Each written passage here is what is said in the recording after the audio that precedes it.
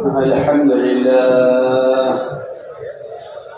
لله نحمده ونستعينه ونستغفره ونؤمن به ونتوكل عليه ونعوذ بالله من شرور أنفسنا ومن سيئات أعمالنا من يهد الله فلا مضل له ومن يضلل فلا هادي له ونشهد أن لا إله إلا الله وحده لا شريك له ونشهد أن سيدنا ونبينا ومولانا محمدا عبده ورسوله صلى الله تعالى عليه وعلى آله وصحبه وبارك وسلم تسليما كثيرا كثيرا أما بعد فأعوذ بالله من الشيطان الرجيم بسم الله الرحمن الرحيم والذين جاهدوا فينا لنهدينهم سبلنا وإن الله لمع المحسنين وقال الله سبحانه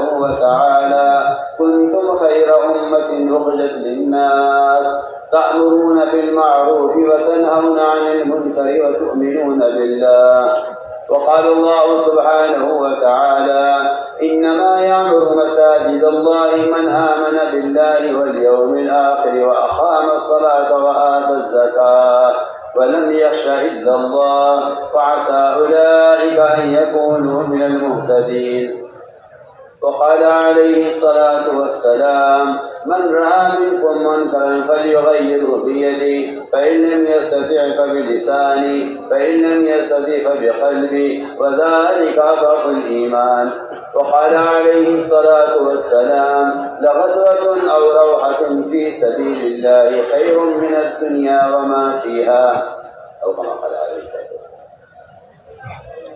میرے محترم بزرگوں دوستوں عزیزوں، امت میں جتنی بے دینی ہے یا تو غیروں سے رعب کی وجہ سے ہے یا غیروں سے محبت کی وجہ سے، معاشرے کی بے دینی، معاملات کی بے دینی، یا تو دنیا کی محبت کی وجہ سے ہوگی یا بے دینی غیروں سے محبت کی وجہ سے ہوگی، یا مسلمان بے دین ہو جاتا ہے غیروں کے رعب کی وجہ سے۔ اس لیے قرآن نے یہ کہا ہے کہ اللہ کے غیر کا خوف دلوں سے نکالنے کا جو سب سے بنیادی فریضہ اور عمل ہے وہ اللہ کے بندوں کو اللہ کی طرف بلانا اور اللہ کے دین کی دعوت لوگوں تک خود پہنچانا، یہ سب سے بڑا ذریعہ ہے اللہ کے غیر کا تأثر کے دل سے نکلنے کا۔ میں بہت ہی بری بات کر رہا ہوں، جو اللہ کے دین کا پیغام بندوں تک خود پہنچاتے ہیں۔ قرآن یہ کہتا ہے کہ اللہ ان کے دلوں سے اپنا غیر کا تعصب نکال دیں گے۔ جب اللہ کے غیر کا تعصب دل سے نکل جائے گا مسلمان کے، تو پھر یہ نماز بھی پڑھے گا، روزہ بھی رکھے گا، زکوٰۃ بھی دے گا، حج بھی کرے گا، یہ معاملات میں حکم پورا کرے گا، معاشرے میں حکم پورا کرے گا، عبادات میں حکم پورا کرے گا، اس کے اخلاق عمدہ ہو جائیں گے۔ میں کہتا ہوں سارا دین زندگی میں جو آئے گا وہ اللہ کے تعصب سے آئے گا، اور ساری بے دینی جتنی آئے گی مسلمان میں اللہ کے غیر کے تعصب کی وجہ سے آئے گی۔ اس لیے سب سے پہلا کام یہ دیا گیا تھا مسلمان کو کہ یہ اللہ کی وحدانیت اور اللہ تعالی کی یکتائی اور اللہ کی قدرت کی بڑائی اور اس کی عظمت شان کی طرف لوگوں کو بلائے، اللہ کا تعارف کروائے، تاکہ اللہ کے غیر کا رعب دل سے نکلے۔ میں بہت ہی بری بات کر رہا ہوں، جتنی بے دینی ہے مسلمان میں وہ اللہ کے غیر کے تعصب کی وجہ سے۔ آدمی دنیا کے تعصب کی وجہ سے سودی کاروبار کر لے گا، دنیا کے تعصب کی وجہ سے چوری کر لے گا، دنیا کے تعصب کی وجہ سے یتیم کا حق مارے گا، دنیا کے تعصب کی وجہ سے یہ حرام ملازمت اور حرام لائن سے پیسہ کما لے گا۔ یہ سارا حرام جتنا بھی ہے معاملات کی لائن کا، یہ دنیا کی محبت اللہ کے غیر کے تعصب کی وجہ سے ہے۔ تو فرمایا پہلا کام یہ ہے کہ کلمہ لا الہ الا اللہ اس کی خود دعوت دو۔ اخبار سے، رسالوں سے، موبائلوں سے دعوت دینے سے خدائی کو قسم دعوت کا فریضہ ادا نہیں ہوتا، یہ پکی ترکیب ہے۔ دعوت کا فریضہ خدا کی قسم کسی ذریعے سے، نہ قلم سے، نہ اخبار سے، نہ رسائل سے، نہ موبائل سے دعوت کا فریضہ ادا نہیں ہوتا۔ دعوت کا فریضہ بدن کی نماز کی طرح ہے، جس کے لیے بدن کا استعمال سب سے کوئی بات نہیں۔ تو اللہ تعالیٰ فرماتے ہیں قرآن میں الذین یبلغون رسالات اللہ ویخشونہ ولا یخشون احدا الا اللہ، جو اللہ کے دین کا پیغام لوگوں تک خود پہنچاتے ہیں، اللہ تعالیٰ ان کے دلوں سے اپنا غیر کا خوف نکال دیں گے، وہ اللہ کے در سے ڈریں گے نہیں۔ جب اللہ کے غیر کا خوف نکل جائے گا ان کے دلوں سے، اور اللہ تعالیٰ کی عظمت اور اس کی شان اور اللہ کا تعاصب میں پیدا ہو جائے گا، تو پھر آسان یقینی بات ہے کہ اگر بندے کے لیے ہر ماحول میں دین پر چلنا آسان ہو جائے گا۔ یہ کسی ماحول میں ہو سنت کو نہیں چھوڑے گا، یہ کسی مشغولی میں ہو نماز نہیں چھوڑے گا، یہ کسی حالت میں بھی ہو اللہ کا حکم نہیں چھوڑے گا، کیونکہ اس سے دل سے اللہ کے غیر کا تعصب نکل گیا ہے۔ اللہ نے قرآن میں جو وعدہ کیا ہے اپنے غیر کے دل سے تعصب سے نکلنے کا، وہ وعدہ اللہ نے سب سے پہلے اس پر کیا ہے قرآن میں کہ جو اللہ کے دین کا پیغام بندوں تک خود پہنچاتے ہیں، اللہ تعالیٰ ان کے دلوں سے اپنے غیر کا خوف نکال دیتے ہیں۔ اسی لیے انبیاء علیہ السلام سب سے پہلے کلمہ لا الہ الا اللہ اس کی دعوت کو لے کر آئے ہیں۔ کلمہ لا الہ الا اللہ اس زمانے میں بعض مسلمانوں کے ذکر میں تو کلمہ ہے، لیکن مخلوق کے درمیان تذکروں میں کلمہ نہیں ہے۔ جیسے میں تکلف آپ سے کہہ سکتا ہوں، صرف انفرادی ذکر کرنے سے اجر تو مل جائے گا، لیکن کلمے کا اثر اور اللہ کے غیر کا یہ تعصب دل سے نکلنا یہ ممکن نہیں ہے جب تک مسلمان اللہ کی بڑائی کو بیان نہ کرے اور اللہ کے بندوں کو اللہ کی یاد نہ دلائے۔ انفرادی ذکر کافی نہیں ہے ایمان کی تکمیل کے لیے، بلکہ دوسروں کو اللہ کے احکام کی طرف دعوت دینا، دوسروں کو اللہ کے دین کی طرف بلانا، یہ بنیادی شرط ہے ایمان کی تکمیل کے لیے۔ میں جو کہہ رہا ہوں سمجھ کر کہہ رہا ہوں، قرآن کی آیت کا مفہوم ہے اذا ذکر اللہ وجلت قلوبہم واذا تلیت علیہم آیاتہ زادتہم ایمانا، کہ ایمان کے بڑھنے کا جو سبب بیان کیا ہے قرآن نے وہ بیان کیا ہے کہ آپ دوسروں کو اللہ کے احکام پر آمادہ کریں، آپ دوسروں کو اللہ کی یاد دلائیں، اس سے دلوں میں ایمان بڑھے گا اور اس سے دلوں کا ضلع ہوگا، اور اس قرآن کی آیت پڑھ کر سناؤ، اس سے ایمان میں زیادتی ہوگی۔ سنا سکتا ہے بہت بنیادی بات۔ تبلیغ میں گشت کا جو مقصد ہے، تبلیغ میں جو گشت کو لیے کہا جاتا ہے، یہ گشت صحابہ کرام کے گشت کی نقل ہے۔ بہت سے لوگ اس بات سنی جائیں، تبلیغ جماعت کا اپنا ایک پروگرام ہے گشت، میں کہتا ہوں ایسا نہیں ہے، بلکہ میں کہتا ہوں کہ صحابہ کرام کے گشت کی نقل ہے کہ صحابہ کرام گشت کیا کرتے تھے اپنے ایمان کی تکمیل کے لیے، حالانکہ ان کا ایمان پہاڑوں کی دلوں میں جمع ہوا ہوتا تھا، لیکن آپ پڑھیے سیرت پڑھیے آپ کو پتہ چلے گا۔ عمر رضی اللہ تعالیٰ عنہ بازاروں میں گشت کرتے، دو آدمی کے ہاتھ پکڑتے بازار سے، کہتے کہ چلو اٹھو ہمارے ساتھ، چلو آؤ ہمارے ساتھ، اگر اپن ایمان لائیں گے۔ عبداللہ بن حذافہ رضی اللہ تعالیٰ، عبداللہ بن رواحہ رضی اللہ تعالیٰ عنہ ایک کے دو کے ہاتھ پکڑتے بازار میں اور کہتے چلو اٹھو ہمارے ساتھ، اگر اپن ایمان لائیں گے۔ یہ گشت ایمان کی تکمیل کے لیے تھا۔ یہ مسجد کے اطراف میں گشت کرنا، لوگوں کو نماز کے لیے ایمان جھلکوں کے لیے لے کر آنا، یہ اپنے ایمان کو بڑھانے کے لیے تھا۔ امام بخاری رحمۃ اللہ علیہ کا مذہب ہے کہ ایمان میں زیادتی ہوتی ہے۔ امام بخاری کا مذہب کہ ایمان میں زیادتی ہوتی ہے، ان کی دلیل یہ ہے، امام بخاری کا مستدل یہ ہے کہ معاذ بن جبل رضی اللہ تعالیٰ عنہ وہ لوگوں سے ملاقاتیں کر کے کہتے تھے آؤ بیٹھو ہمارے ساتھ کچھ دیر کے لیے مسجد میں ایمان کے حلقوں میں، تاکہ میرے پر ایمان لے آئے۔ میرے دوستوں، یہ بات بالکل قرآن حدیث میں واضح ہو گئی ہے بالکل، اور یہ بات بالکل واضح ہے کہ لوگوں کو نیکی پر آمادہ کرنے کے لیے گشت ہے، لوگوں کو شراب کے اڈے سے اٹھا کر لانا مسجد میں اس کے لیے گشت ہے۔ جب امر معروف و نہی منکر کا فریضہ عملی جبر ادا کیا جائے گا تو اس سے ایمان میں کمال پیدا ہوگا۔ اسی کو قرآن نے بیان کیا ہے، اسی کو حدیث میں بیان کیا گیا ہے۔ قرآن صاحب کہتا ہے لوگوں کو نیکی کے لیے تیار کرو، اور لوگوں کو منکر سے بچانے کی کوشش کرو، اس سے تمہارے ایمان میں کمال پیدا ہوگا۔ تأمرون بالمعروف وتنہون عن المنکر وتؤمنون باللہ۔ میں آپ کو بالکل آسان بات کر رہا ہوں کہ سب سے پہلی صفت تبلیغ میں کلمہ لا الہ الا اللہ۔ ہمیں اس محنت سے اس کا اخلاص چاہیے۔ وہ اخلاص یہ ہے کہ یہ کلمہ اپنے پڑھنے والے کو حرام سے روک دے۔ یہ میں نے عرض کیا کہ پہلی صفت 6 نمبروں میں، اس کے ساتھ ایک عملی محنت ہے۔ وہ عملی محنت یہ ہے کہ مسجد کے اطراف میں کبار صحابہ کی طرح، جس طرح میں کہہ رہا ہوں میرے الفاظ یاد رکھنا، مسجد کے اطراف میں کبار صحابہ کی طرح گشت کر کر کے لوگوں کو ہاتھ پکڑ پکڑ کے خوشامد کر کے انہیں مسجد میں ایمان گھروں میں لا کر جوڑنا، اور یہ کہنا کہ آؤ بیٹھو ہمارے ساتھ اثر پر ایمان لائیں گے۔ حضرت میں فرمایا کرتے تھے یہ کام بھی اس لیے کرتا تھا کہ میری ایمان میں زیادتی ہو، میرے دوستوں بھی بات ہو۔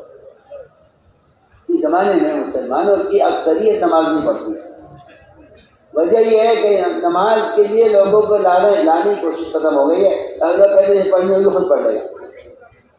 حالانکہ ایسا بھی لکھا ہے جو آج تو خود کا نماز پڑھتا ہے لیکن دوسرے بے نمازی کو نماز پر آمادہ نہیں کرتا، یہ نماز پڑھنے والا بھی گناہ گار ہے، کیونکہ یہ نماز خود تو پڑھتا ہے، دوسروں کا نماز کے لیے تیار نہیں کرتا اور دوسروں کا نماز پر آمادہ نہیں کرتا، یہ بھی نماز کو ضائع کرنے والا ہے۔ جو نماز نہیں پڑھ رہا وہ بھی نماز کو ضائع کر رہا ہے، جو نماز پر دوسروں کا آمادہ نہیں کر رہا وہ بھی نماز کو ضائع کر رہا ہے۔ نماز کا ضائع ہونا یہ نہیں کہ میں نماز نہ پڑھوں، نماز کا ضائع ہونا یہ بھی ہے کہ سارے مسلمان نماز پر مجتمع نہ ہوں، یہ بھی نماز کو ضائع کرنا ہے۔ اس لیے ہم نے پہلی بات عرض کر دی ہے کہ گشت کا مقصد یہ ہے کہ ہم مسجد کے اطراف میں گشت کر کے لوگوں کو ایمان کے حلقوں میں لا کر جوڑیں۔ یہ کلمہ لا الہ الا اللہ، اس صفت کے ساتھ یہ پہلی عملی محنت ہے کہ ہر فرد کو دعوت دے کر ہم مسجد کے ماحول میں لے کر آئیں۔ اور یہ بات آپ ذہن میں رکھے گا میری اسی طرح سے، گشت کا مقصد دین کی بات پہنچانا نہیں ہے۔ یہ میں آپ سے بہت بڑی بات کرتا ہوں۔ لوگ سمجھتے ہیں گشت کا مطلب یہ ہوا کہ آپ دفتروں میں، ہوٹلوں میں، ملاقاتوں میں، گھروں میں، گلیوں میں، بازاروں میں لوگوں سے ملاقات کر لیں اور ان کے سامنے کی بات ڈال دیں تاکہ آپ کی ذمہ داری پوری ہو جائے۔ میں آپ سے ایک سوال کرتا ہوں، میرے سوال کا آپ جواب دیں گے، وہ توجہ سے میرا سوال سنیں گے۔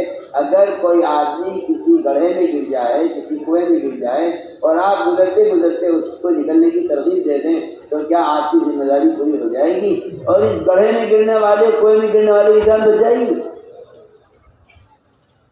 اتنا آسان سوال کر رہا ہوں میں، کتنا آسان اہم سوال کر رہا ہوں آپ سے۔ آپ گشت میں ملاقاتیں کر کے آ جائیں، دین کی بات پہنچا کر آ جائیں، آپ کے میں نے تو بات پہنچا دی، عوام کرے یا نہ کرے۔ آدمی کسی گڑھے میں گر گیا، کسی کنویں میں گرا ہوا ہے، آپ اس کو نکلنے کی ترغیب دے کر آ جائیں، اس سے آپ کی ذمہ داری پوری نہیں ہوگی، اس کی جان نہیں بچے گی۔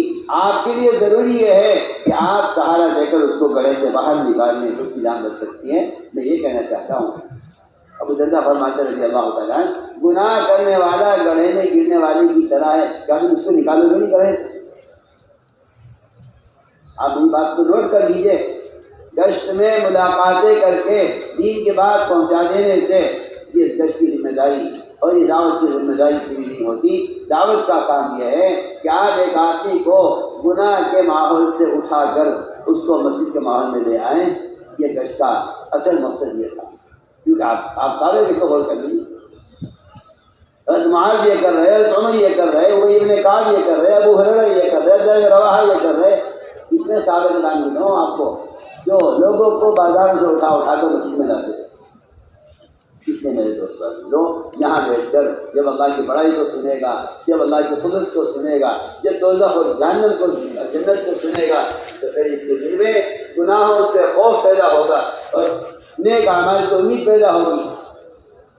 آدمی بازاری ماحول میں رہتا ہے، دنیا کو سننا، دنیا کو سوچنا، دنیا کی محنت کرنا، اس سے آہستہ آہستہ عمل کی استعداد ختم ہو جاتی ہے، یہاں تک کہ مسلمان نماز کے جیسے فریضے کو بھی ضائع کر دیتا ہے، کیونکہ دنیا کی محبت غالب آ جاتی ہے دنیا کے ماحول میں رہنے کی وجہ سے۔ اس لیے میری بات یاد رکھنا، گشت کا مقصد تھا لوگوں کو دعوت دے کر مسجد میں جو ایمان کا حلقہ چل رہا ہے اس میں لا کر جوڑنا. قم بنا نؤمن ساعۃ، صحابی کا قول کہہ رہا ہے کہ لوگوں کو وہاں سے اٹھایا جائے مسجد میں ایمان کے حلقے میں لا کر جوڑنے کے لیے، اور یہاں لا کر آپ کا دین کے بعد مسجد کے ماحول میں آ کر کریں. گشت کا مقصد مسلمان کو مسجد سے جوڑنا تھا. ہم سمجھے کہ اس کا مطلب یہ ہے کہ ملاقاتیں کر کے ان کی بات پہنچا جائے. ایک آدمی مسجد کرتا ہے دفتر جا رہا ہے، برات سے کسی سے ملاقات کرتا ہوں گزر جائے. ہماری مسجد میں مشورہ ہوتا ہے. مشورہ آج فلاں صاحب کو ملاقات کریں گے، وہ کہتے میں کروں گا ملاقات. میری دکان ادھر ہے، ادھر جاؤں گا دکان کی طرف ان سے ملاقات کرتا ہوں گزر جائے. میں فلاں سے ملاقات کروں گا، فلاں گلی میں وہاں میرا دفتر ہے، میں اس سے ملاقات بھی کر لوں گا، دفتر چلا جاؤں گا. نہیں نہیں نہیں، مسجد گشت کا مقصد ہے مسجد سے نکلنا، لوگوں کو مسجد میں لانے کے لیے. گشت جو ہے وہ ہر مسلمان اپنا وقت فارغ کرے مسجد کی آبادی کے لیے.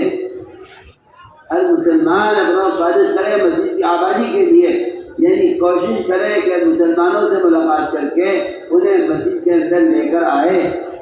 اس لیے کہ میں عرض کرنا چاہتا ہوں کہ تعلیم دین کی بات لوگوں تک پہنچانے سے عمل کی استعداد پیدا نہیں ہوتی. دین کی باتیں نشر کر دینے سے دین معلومات حاصل ہو سکتی ہیں، دین پر عمل کرنے کی استعداد پیدا نہیں ہو سکتی. آپ ذرا اندازہ کر لیجیے، ڈاکٹر ثقیل نے کہا ہم نماز نہیں پڑھیں گے، روزہ نہیں رکھیں گے، زکات نہیں دیں گے، یاد نہیں کریں گے.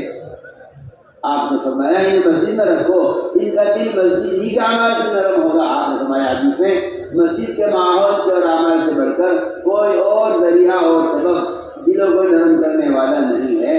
تو میں نے عرض کیا کہ گشت کا موضوع یہ نہیں تھا کہ آپ دین کی بات لوگوں تک جا کے کر لیں. گشت کا مقصد یہ ہے کہ آپ مسلمان کو مشکل کے ماحول سے اٹھا کر اس کے ماحول میں لے آئیں. یہ اللہ کی طرف قدم اٹھوانا مسلمان کا گشت کا موضوع ہے. مسلمان کا قدم اللہ کی طرف اٹھوانا گشت کا موضوع ہے. عمر رضی اللہ ہاتھ پکڑ پکڑ کے خوشامد کرتے تھے. قم بنا قم بنا قم بنا تم ساتھ رکو ہمارے ساتھ پر ایمان لائیں گے. میں اس لیے عرض کرنا چاہتا ہوں کہ اس زمانے کے لوگ بیچارے اتنے بدھو اور بیوقوف نکلے، وہ سمجھتے ہیں کہ نشر و اشاعت سے اسلام پھیل جائے گا. میں کہتا ہوں عمل کی استعداد پیدا کرنا الگ چیز ہے، دینی معلومات کا نشر کر دینا بالکل الگ چیز ہے. عمل کی استعداد پیدا ہو، عمل کی استعداد اگر نہیں ہے تو کوئی علم کی طلب ہی نہیں ہوگی جب تک عمل کی استعداد نہ ہو. ذاتی طالب عمل نہیں ہے وہ طالب علم نہیں ہو سکتا. آپ بغیر طرز عمل کے علم پر نشر کر رہے ہیں، یہ علم ضائع ہو رہا ہے.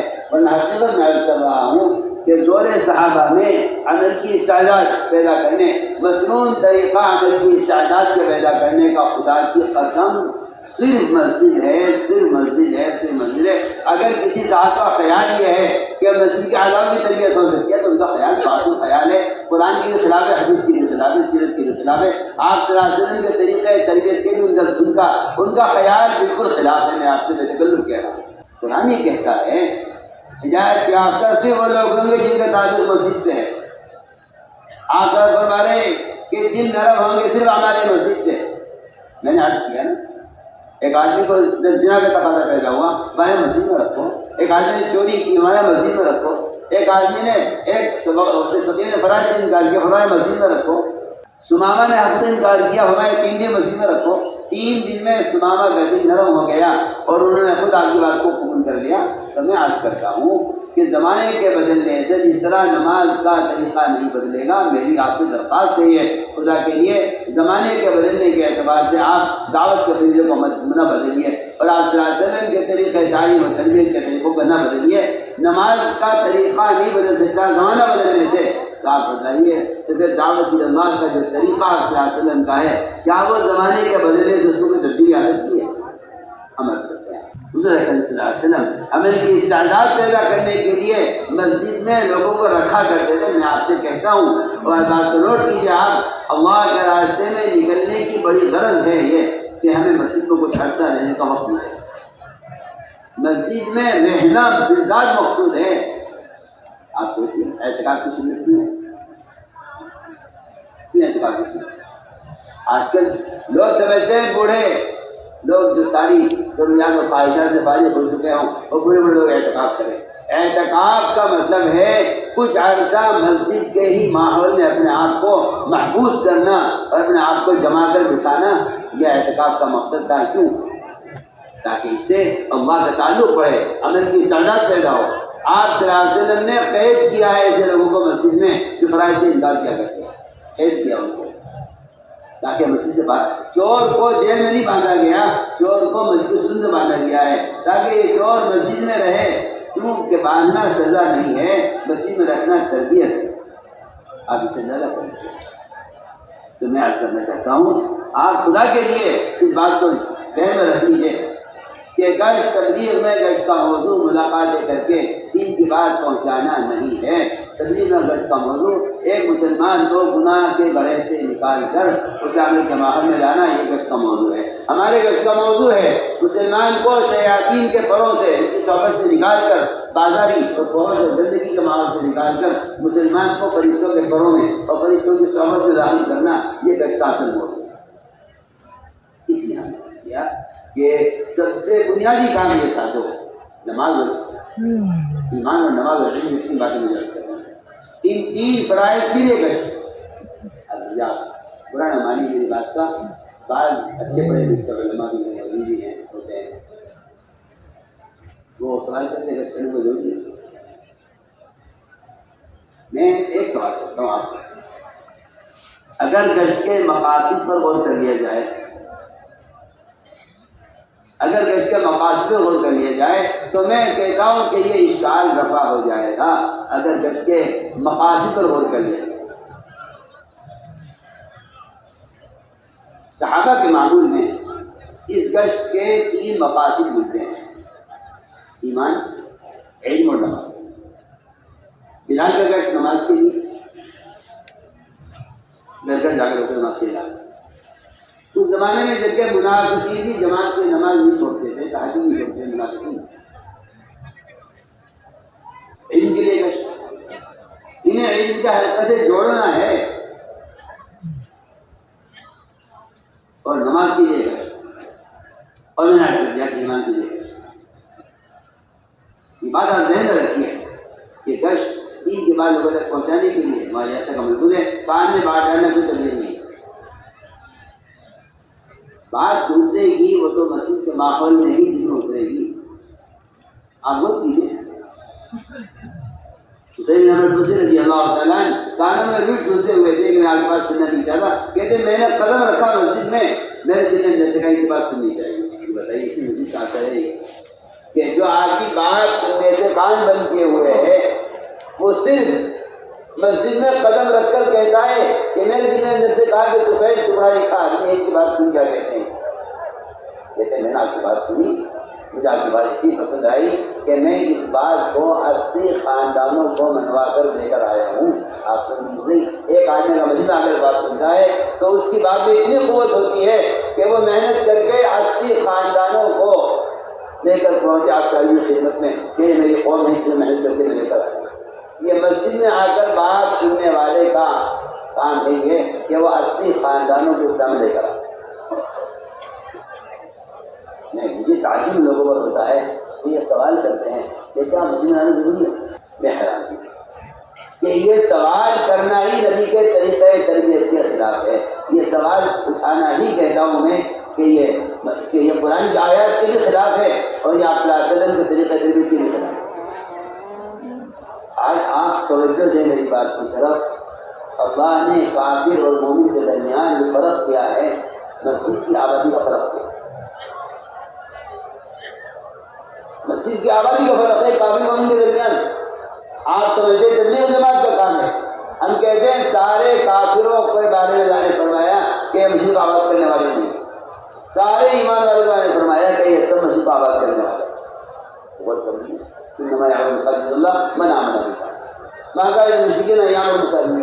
مشرکین یہ کام نہیں کریں گے، مسلمان یہ کام کریں گے۔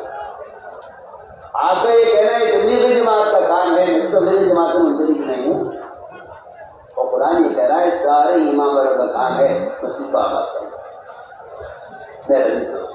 میری بات یاد رکھیں، مسجد کو میں نے ایک بات چھڑی ہے اور میرا دل چاہتا ہے کہ وہ پوری ہو. لوگ یہ کہتے ہیں مسجد آنے کو ضروری ہے. ایک بار مجھے عمل کرے گا. ہدایت اللہ کے ہاتھ میں ہے. آپ تو بات پہنچا دیجیے. میں حیران ہوں آپ کی آپ کے خیال سے. جن کی بات پہنچا دینے سے ہدایت نہیں ملتی. مسجد کے ماحول میں رہنے سے ہدایت ملتی ہے. آپ قرآن پڑھی تو ایسا ہو رہا ہے کہ مسجد کو آباد کرنے والے ہدایت آپ کا ہو سکتے ہیں. آپ کا سوال کیا مسجد آنے ضروری ہے؟ میرا دل چاہتا ہے کہ علماء ہو آپ اس بات کو کہ لوگوں کو مسجد میں جمع کر کے بات کرنا یہ اتنا لازمی اور اہم کام ہے. آپ حدیث سنیے ترمذی شریف کی روایت. ترمذی شریف کی روایت. اللہ نے حکم دیا یحییٰ علیہ السلام کو کہ یحییٰ بنی اسرائیل کو مسجد اقصی میں جمع کرو اور جمع کر کے ان کو 5 فرائض ان کو سکھلاؤ. ایمان سکھلاؤ, نماز سکھلاؤ, روزہ سکھلاؤ, زکات دینا سکھلاؤ اور ان کو اللہ کا ذکر کرنا سکھلاؤ. تعلیم کے لیے انہیں مسجد جمع کرو اور ان 5 باتوں کی ان کو تعلیم دو. یہ فرمایا کمپلیٹ صاحب کی تقسیم کرا دو. یہ نہیں فرمایا کمپلیٹ صاحب کی تقسیم کرا دو لوگوں میں تاکہ لوگوں تک دین پہنچ جائے. میں انہیں مسجد میں جمع کر کے ان کو یہ فائدہ کیا ہوتا ہے. یحییٰ علیہ السلام کسی کام میں مشغول تھے. عیسیٰ علیہ السلام کو اس بات کا اندیشہ ہوا کہ کہیں اس میں دیر نہ ہو جائے. تو کوئی انکار نہیں کہ خدا نہ کرے کوئی کام کو چھوڑ دو. اندیشہ تھا تاخیر کا کہ دیر نہ ہو جائے. عیسیٰ علیہ السلام نے کہا یحییٰ اگر آپ مشغول ہیں اس کام میں تو یہ کام کر دیتا ہوں. یہ کام کر دیتا ہوں.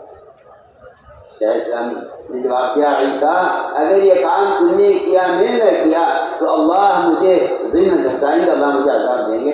آپ بتائیے کیسے. مسجد میں لوگوں کو جمع کر کے دین کی بات سمجھانا اس کی اہمیت اس حدیث سے معلوم ہوتی ہے. سوچیے آپ اس میں تاخیر پر نبی کہہ رہے ہیں کہ مجھے ذمہ دھسا دیا جائے یا مجھے عذاب دیا جائے اگر میں کام نہ کروں. اگر آپ کریں اس سے معلوم ہوتا ہے کہ مسجد کو آباد رکھنا یہ دین کی حیات کا, دین کی بقا کا ذریعہ ہے. دین کی حیات کا, دین کی بقا کا ذریعہ ہے. عمر رضی اللہ عنہ کے شام گئے, پہلا سوال کیا ان کے شام والوں سے کہ تمہاری مسجدوں کا کیا حالانکہ ہم المین ہیں وہاں جا کے پوچھ کے تمہاری تجارت کا کیا حال ہے, زراعت کا کیا حال ہے, زمیندارہ کیسے چل رہا ہے, پیداوار کیسی ہو رہی ہے, بارش وقت ہو رہی نہیں ہو رہی ہے, تم میں کوئی قرضہ تو نہیں ہے, تمہیں کوئی پریشانی تو نہیں ہے, تم اپنی ضروریات بتلاؤ, میں تمہارے ذمہ دار ہوں. پہلا سوال یہ کیا مسجدوں کا کیا حال ہے. انہوں نے کہا کہ ہماری مسجدیں علم اور ایمان کے اور قرآن کے حلقوں سے آباد رہتی ہیں. حضرت نے فرمایا جب تک تم ایسا کرتے رہو گے خیر پر رہو گے, پھر کسی پریشانی کی اور پھر کسی پریشانی کا اور کسی قرضے اور کسی تنگی کا کوئی خطرہ نہیں ہے. اگر تم مسجد کو آباد رکھتے ہو اعمال سے تو پھر تم جب تک یہ کرتے رہو گے خیر پر رہو گے. میرا تمہیں یہ کہنا کہ ہر مسلمان کے ذمے ہے مسجد کو وقت دینا, یا نماز کے لیے, یا علم حاصل کرنے کے لیے, یا قرآن سیکھنے کے لیے, یا علم کے حلقوں میں بیٹھ کر مسائل معلوم کرنے کے لیے, یا ایمان کے حلقوں میں بیٹھ کر اپنے ایمان کو تازہ کرنے کے لیے. ہر مسلمان کی ضرورت ہے مسجد کو وقت دینا. جو لوگ بیچارے جانتے نہیں ہیں مسجد کی جماعت کے ذمہ یہ ہے کہ وہ سارے ایمان والوں کو دعوت دے کر مسجد کے اعمال میں شریک کریں. سارے ایمان والوں کو دعوت دے کر انہیں مسجد کے اعمال میں شریک کریں. اس لیے ہم بات کر رہے ہیں کہ گشت مسجد کے ماحول میں لانے کے لیے ہے. گشت دین کے بعد لوگوں کو ڈالنے کے لیے گشت نہیں ہے. جس کی میں مثال دے چکا ہوں کہ گڑھے میں پڑے ہوئے آدمی کو نکلنے کی ترجیح دے کر آ جائیں تو اس دن اس کی جان بچی کی آپ کی ذمہ داری پوری ہوگی. آپ اس کو گڑھے سے نکالنے ہاتھ پکڑ کر تو کہا جائے گا کہ آپ نے اس کی جان بچائی ہے اور کہا جائے گا کہ آپ کی ذمہ داری پوری ہوگی. دوسری صفت نماز. ہمارے گشت کا موضوع ہے ایک مسلمان سے اس وقت کا فریضہ ادا کروا لینا، یہ ہمارے گشت کا موضوع ہے۔ آپ سمجھتے ہیں ہفتے کے 2 گشت، آپ سمجھتے ہیں ہفتے کے 2 گشت ہیں۔ میں کہتا ہوں آپ حضرات سے کہ ہر نماز کے ساتھ گشت ہو، میری بات آپ یاد رکھیے گا، اور مجھے امید ہے کہ آپ کریں گے، اور آپ اسے کر کے دیکھیے۔ آپ کے محلے میں جتنی نحوست ہے، آپ کہتے ہیں کہ قوانین سب سے مسلمانوں پر، آپ کہتے ہیں نعوذ باللہ حکومت میں تعصب ہے، آپ کہتے ہیں نعوذ باللہ مسلمان کے ساتھ ظلم کیا جا رہا ہے۔ میں کہتا ہوں کہ ایک بے نمازی کی نحوست 40 گاؤں تک جاتی ہے، گاؤں ایک خاندان کو کہتے ہیں، ہماری ریاست محدودات میں ہے، ایک بے نمازی کی نحوست 40 گاؤں تک ہے۔ آپ سے نظر کر لیجیے کہ آپ کے محلے میں کتنے بے نمازی ہیں، آپ نظر کریں۔ 80 حضور اکرم صلی اللہ علیہ وسلم آپ سراست کی خلی سے نماز خدا ہو، سورج نکل آیا نماز خدا ہو، آپ نے فرمایا کہ یہاں سے آگے جا کر نماز پڑھیں، نماز یہاں جا کے کریں۔ امام شافعی رحمۃ اللہ علیہ کہ وہاں نماز نہ پڑھنے کی وجہ یہ ہے کہ اس وادی میں شیاطین کا اثر تھا۔ علماء نے لکھا ہے، علماء نے لکھا ہے کہ مستحب ہے یہ کہ آدمی گناہ کی جگہ سے ہٹ کر عمل کرے، گناہ کی جگہ سے ہٹ کر عمل کرے گا، وضو بھی نہ کرے۔ جہاں گناہ ہوا ہے وہاں وضو بھی نہ کرے۔ میں حیران ہوں اس بات سے کہ آج یہ کہتے ہیں کہ 20 بات پہنچاتے ہوئے آگا بھی ہو جائے۔ میں کہہ رہا ہوں کہ مسلمان کو گناہ کی جگہ سے ہٹانا یہ ایک مستقل کام ہے۔ آپ نے فرمایا کہ آگے جا کر نماز پڑھیں گے، یعنی امام شافعی فرماتے ہیں کہ علت کیا ہے؟ علت یہ ہے کہ وہاں شیاطین کا اس وادی میں اثر تھا، آپ نے ہٹ کر نماز پڑھی۔ میں عرض کرنا چاہتا ہوں کہ ہمارے محلے میں کتنے بے نمازی ہیں، ان بے نمازی کی کتنی نحوست ہمارے محلے میں ہے۔ میں اس کو کہنا چاہتا تھا کہ گشت کیا ہے۔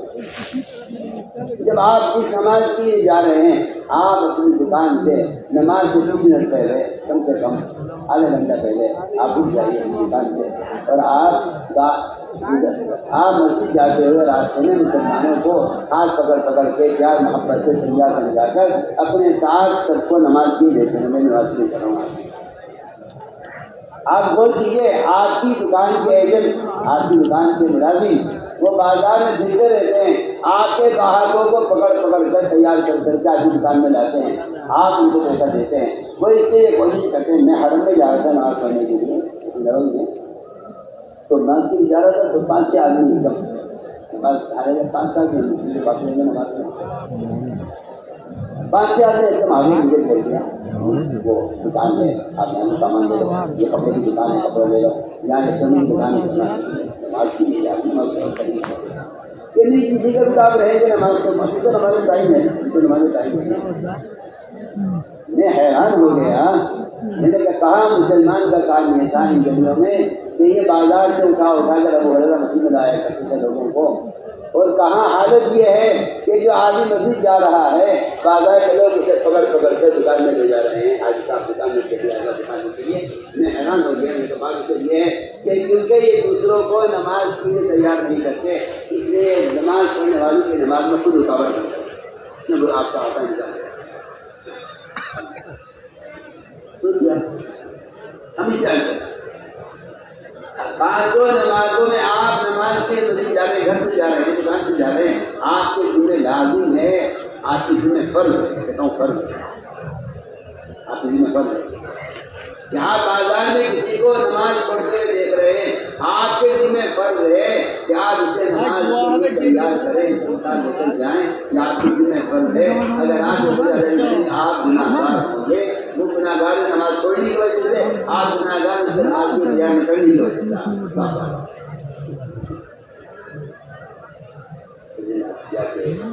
پہلا کام مسجد میں آ جائیں ان کا نماز ادا کرواؤ، اس کو پسندہ ادا کرواؤ، نماز نہیں پڑھنی آتی بٹھا کر سکھلاؤ،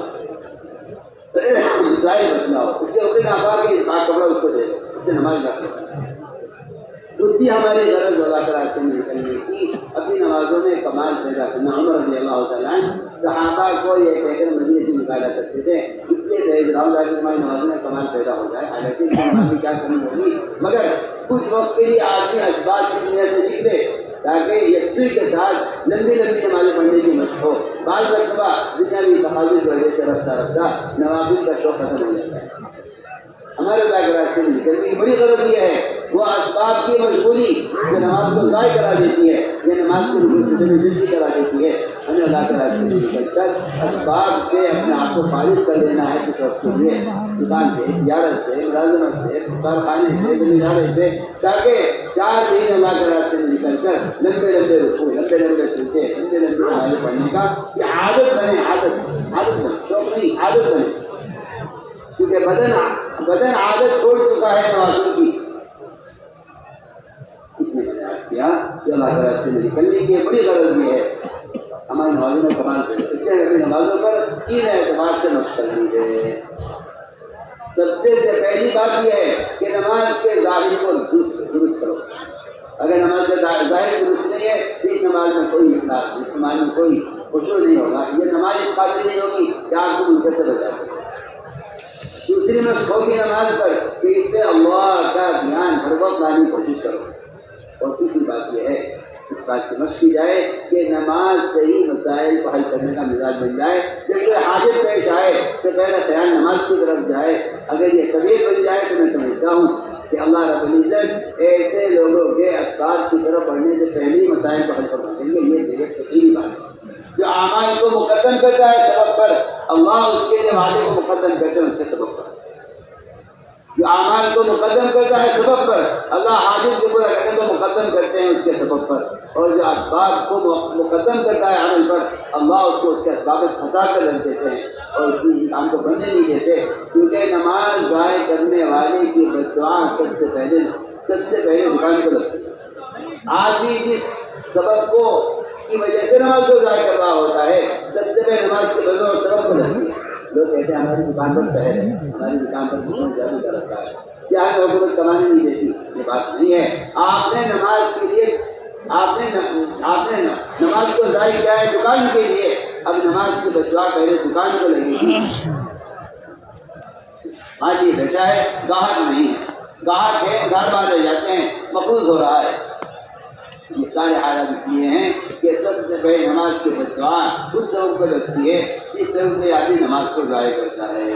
میرے دوستوں، یہ تو پورا مجمع ٹھان لے کہ دنیا ادھر سے ادھر ہو جائے، آسمان زمین کو آ جائے، جس کا چاہے بڑا کوئی حادثہ ہو جائے، جتنی بڑی کوئی مصیبت آ جائے، ہم نماز کسی حال میں نہیں چھوڑیں گے، اس کا پورا مسئلہ ہے۔ نماز کے بعد سب سے بڑا فریضہ ہے، بلکہ کہا جائے نماز سے مقدم فریضہ علم کا۔ علم کے بغیر کسی عمل کا اعتبار نہیں، علم کے بغیر کوئی عمل قابل قبول نہیں۔ علم میں بھی دو رخ ہیں، ایک فضائل کا، ایک مسائل۔ فضائل کے علم سے اعمال سے کامیابی کا یقین پیدا ہوتا ہے۔ یہ فضائل کی تعلیم ہے، عمل کا شوق پیدا کرنے کے لیے، یہ صرف اللہ کے وعدوں کا یقین دل میں تازہ کرنے کے لیے فضائل کی تعلیم۔ فضائل کو بار بار سنو، فضائل کو بار بار سنو تاکہ اللہ کے وعدوں کا یقین اسباب کے یقین پر غالب رہے۔ اور مسائل علماء سے مسائل معلوم کیے جائیں، میری علماء سے درخواست ہے اللہ کے لیے مسجدوں کو مدرسہ بناؤ اور عوام سے اختلاف کو بڑھاؤ، اس لیے کہ علماء کی ذمہ داری ہے۔ شرافت انسانیت کے کاموں میں سے ایک اہم کام یہ ہے، حضرت علی فرماتے رضی اللہ تعالیٰ عنہ کہ علماء کی ہر مسجد میں ایک جماعت ہو، اتنی تعداد میں جو وہاں کے عوام کو دین سیکھنے کے لیے کافی ہو جائے، اتنے علماء ایک مسجد میں جماعت بنا کر وہاں مسائل کا حلقے قائم کریں۔ یہ صحیح فرماتے ہیں کہ شرافت انسانی کے کاموں میں سے ایک کام یہ ضروری ہے۔ اردو بات خاص طور پر کہتے ہیں حضرت رضی اللہ تعالیٰ عنہ کہ مسجد کی آبادی کی محنت کرنا اور ہر مسجد میں علماء کی ایک جماعت تشکیل کی جائے جو وہاں کے عوام کو مسائل سکھانے کے لیے کافی ہو جائے۔ میرے دوستوں ہمیں علماء کی زیارت کو یقین کرنا چاہیے، ہمیں علماء کی زیارت کو عبادت یقین کرنا چاہیے اور علماء کی مجالس سے استفادہ کرنا چاہیے۔ بعض مسجدوں میں جیسی تفسیر ہوتا ہے، اللہ تعالیٰ خیر المفسرین کو کہ وہ مسجدوں میں تفاسیر کا ایک نظام قائم کرتے ہیں تاکہ کہتے ہیں ہمارے یہ ٹکراؤ ہو جائے، ٹکراؤ میرے آج تک سمجھ نہیں آیا کیا ٹکراؤ۔ ابھی ہم کٹ کر کے لاتے ہیں لوگ تفسیریں بیٹھ جاتے ہیں، اللہ اکبر، تفسیر حدیث کی قرآن کی تفسیر میں عوام بیٹھ کر تفسیر کو سنیں، یہ کتنا اونچا عمل ہے۔ گھر صاف کر کے لائے مجبور مجمع جمع ہوا تفسیریں بیٹھی، بڑی سی بات ہے، بڑی سی بات ہے۔ اسی کیا تعلق ہے، اسی کیا تعلق ہے؟ ہماری مسجد آپ کی مسجد، ہماری مسجد آپ کی مسجد ہونے سے رشتہ اللہ کی ہے۔ عام مشورہ سے بات کریں، وہاں تفسیر ہوتی ہے شام کو، بڑی سی بات ہے۔ ہم نے گشت کیا ہے مسجد کے لیے، مسجدوں میں عمل ہو رہا ہے، تعلیم کا، تفسیر کا، بیان کا، ایمان تعلقوں کا، جس عمل کا بھی جو وقت ہے اس وقت میں مسجد کی جماعت اس عمل میں شرکت کرے۔ اس لیے میں وہ تاکید سے عرض کرتا ہوں کہ دین کے کسی شعبے سے ٹکرانا، دین کے کسی کام کو ہلکا سمجھنا، اس کی تبلیغ میں قطعاً کوئی یہ ٹکرا غلط ہے۔ آپ کا ہمارا کام ہو نہیں سکتا، دین کے سارے کام تعاون سے ہوتے ہیں، دنیا کے سارے کام تقابل سے ہوتے ہیں، کیونکہ اللہ نے دنیا کو ہلاک کرنے کا فیصلہ کیا ہے اور دین کو واپس صحابہ کے دور کی طرف لوٹانے کا ارادہ کیا ہے۔ اس لیے میں کہنا چاہتا ہوں آپ سے کہ دین کے کام تقابل سے نہیں چلتے بلکہ ظاہر ہو جاتے ہیں۔ دنیا کے کام تقابل سے ترقی کرتے ہیں کیونکہ اللہ نے دنیا کی ہلاکت کا فیصلہ کیا ہے، اس کی ہلاکت تقابل میں ہے اور دین کی ترقی تعاون میں ہے، دین کی ترقی آپ سے تعاون ہے۔ اس لیے ہم علماء کا تعاون کریں، ان سے علمی استفادہ کریں، ان کی زیارت کا عبادت یقین کریں۔ ہماری جماعت کی جائے تو ہم ان سے مسجد کی آ کر ہمیں مسائل سکھلانے کی درخواست کریں۔ علماء کو بھی چاہیے کہ وہ عوام سے اپنے تعلق کو بڑھائیں اور مسجدوں میں مسائل کے حلقے تعلیم، مسائل کے حلقوں کا مساجد میں قائم ہونا میرے نزدیک فضائل کی طرح اہمیت رکھتا ہے۔ اگر آپ اس کو ہلکا سمجھتے ہیں تو پھر میں کہتا ہوں کہ صرف فضائل کی تعلیم سے مسئلہ حل ہونے والا نہیں ہے، مسائل کی تعلیم فضائل سے بھی زیادہ اہم اور ضروری ہے۔ ایک آدمی کو عمل کا شوق تو ہو گیا فضائل سے، لیکن مسائل کا علم نہیں، سب عمل قبول نہیں ہوگا، اس لیے کہ عمل کا شوق تو فضائل سے ہوگا اور عمل کی جو قبولیت ہے وہ مسائل سے ہوگی۔ اس لیے ہم لوگ کہتے ہیں کہ ہمارا کہیں کو ٹکراؤ نہیں، دین کے شعبے اللہ تعالیٰ جزائے خیر دے۔ ہمارے بعض اکابر اور مشائخ جن میں جمعیت علماء ہند کا خاص خدمات ہیں، وہ جگہ جگہ مکاتب قرآن قائم کرتے ہیں۔ ہمیں چاہیے کہ ہم جو تعاون کر سکتے ہوں کریں۔ اللہ جزائے خیر ہمارے معاشر مدنی امیر ہند ہمارے محمود صاحب یہ حضرات مکاتب کے قیام میں مستقل فکر میں ہیں اور یہ کہتا ہوں کہ اس وقت کا بنیادی اہم ترین فریضہ ہے مکاتب کا قائم کرنا۔ ہم اپنی جان سے، مال سے، جائیداد سے، زمین سے جو بھی تعاون کر سکتے ہیں، میرے نزدیک قیام مدارس پر مال کا خرچ کرنا اس وقت کا سب سے اہم اور بنیادی فریضہ ہے، اور اللہ کی قسم اس سے بڑا کوئی مال کا مصرف، اس سے بڑا کوئی مصرف نہیں ہے، اس سے بڑا کوئی مصرف نہیں۔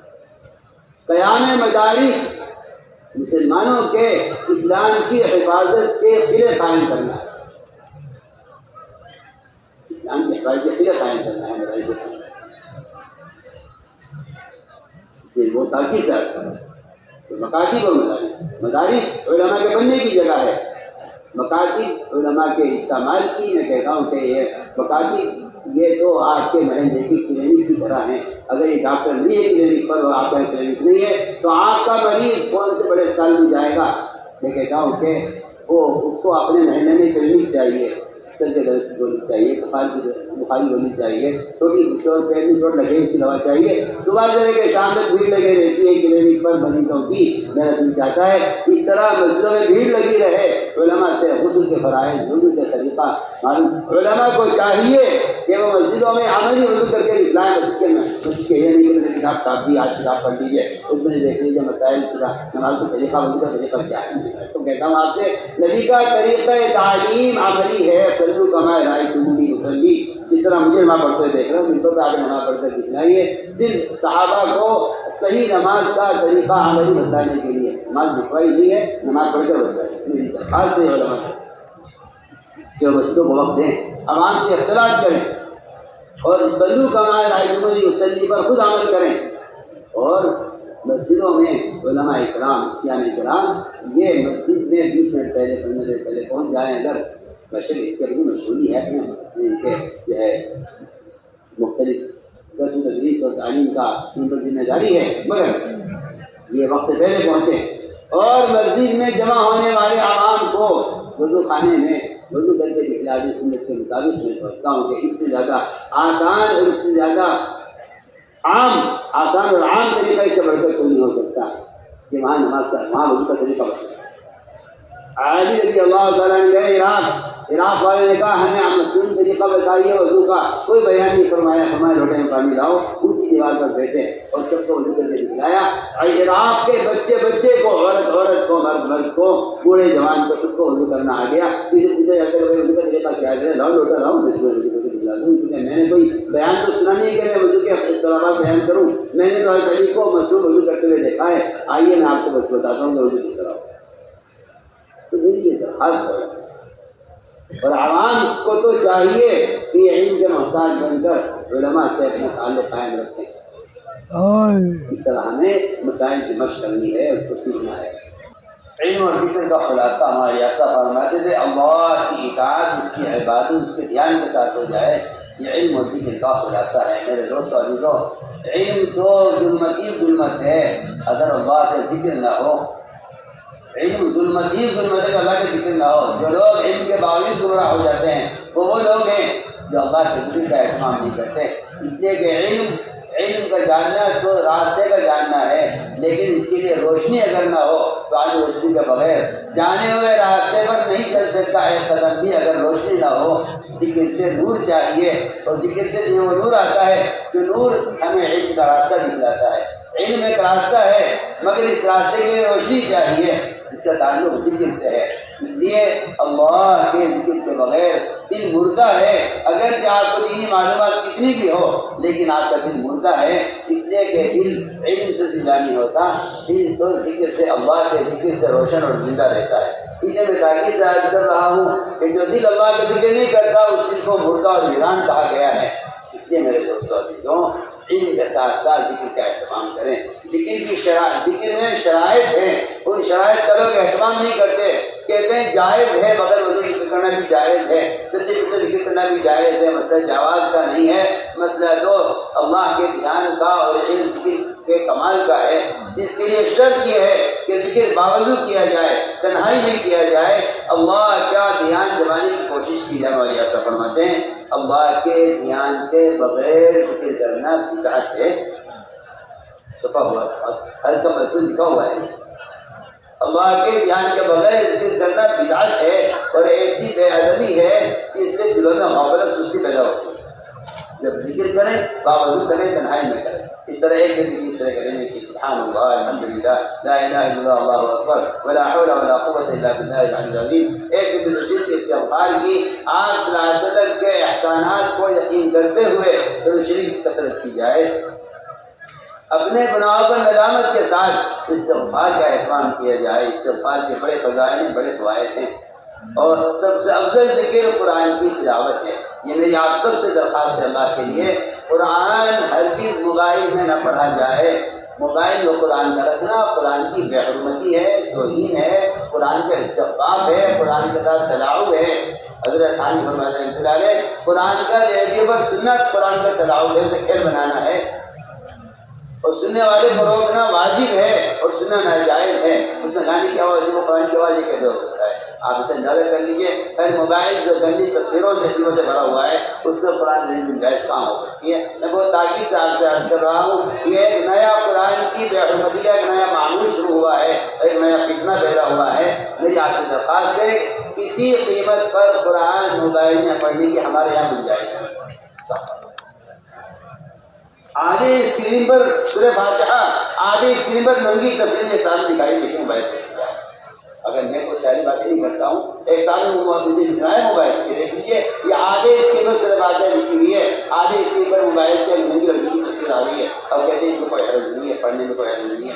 میں حیران ہوں کہ آپ کو اس کا حرج کیوں محسوس نہیں ہو رہا ہے؟ بہت دیکھیے، آپ اپنے والدین کی تصویر آپ قرآن میں نہیں لگا سکتے، قرآن کی ضرورت سمجھتے۔ دنیا میں کوئی قرآن دکھا دیا مجھے جس میں کسی نے اپنے ماں باپ کی تصویر قرآن میں لگا سکتی ہو؟ تجار اس کی قرآن میں ماں باپ کی تصویر، جیسے ماں باپ کا اللہ کے یہاں آپ کے یہاں بڑا درجہ ہے، پھر آپ ان ننگی فلموں میں قرآن لگ کر کہتے کوئی حرج نہیں۔ محمد صلی اللہ علیہ وسلم کے قلب کو 4 مرتبہ راہ جبرائیل نے زمزم سے دھویا ہے، اس کو قرآن اتارنے کے لیے، اس کا موبائل ڈال کے کسی کو کوئی حرج نہیں۔ میں کہتا ہوں کہ یہ قرآن کی تلاوت کو گھر بنانے، اور اسی میں سفر کر رہا تھا امریکہ سے ابھی کی بات پورا جہاز بھرا ہوا یہودیوں سے، میرے برابر میں ایک یہودی بیٹا ہوتا وہ تھا، اس نے وہ بڑا اچھا سامان کا پیٹ اور کھول کے اس سے دیکھ نکالا، دیکھ کھول کے اس سے بائبل نکالا، ہاتھ میں بائبل لے کر پڑھتا رہا میرے برابر میں۔ وہ مجھے اپنی منسوخ بائبل کی عملی دعوت دے رہا تھا، اور مسلمان کا افسوس ہے کہ ایک بھائی جیسے بیٹھ جائے گا مسجد میں کیا کرے، تھوڑا پڑھے جائے گا۔ سوچئے وہ اپنی منسوخ کتاب کو ادب کے ساتھ ہاتھ میں لے کر اس کی عملی دعوت دے رہا ہے، اور آپ ناصر قرآن کو موبائل میں رکھ کر پڑھ کر آپ موبائل کی دعوت دیں۔ آپ خود ہی سوچتے میں تو یہ باتیں مجھے کہیں گی، آپ کا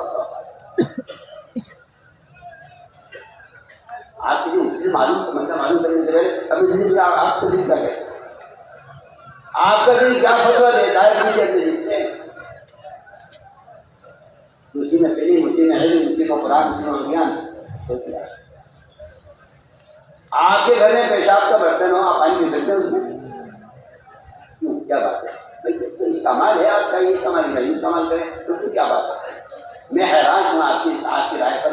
مجھے تعجب ہے کہ آپ کو کراہیت ہوتی ہے اس سے کہ یہ برتن پیشاب کا ہے، پانی کا نہیں۔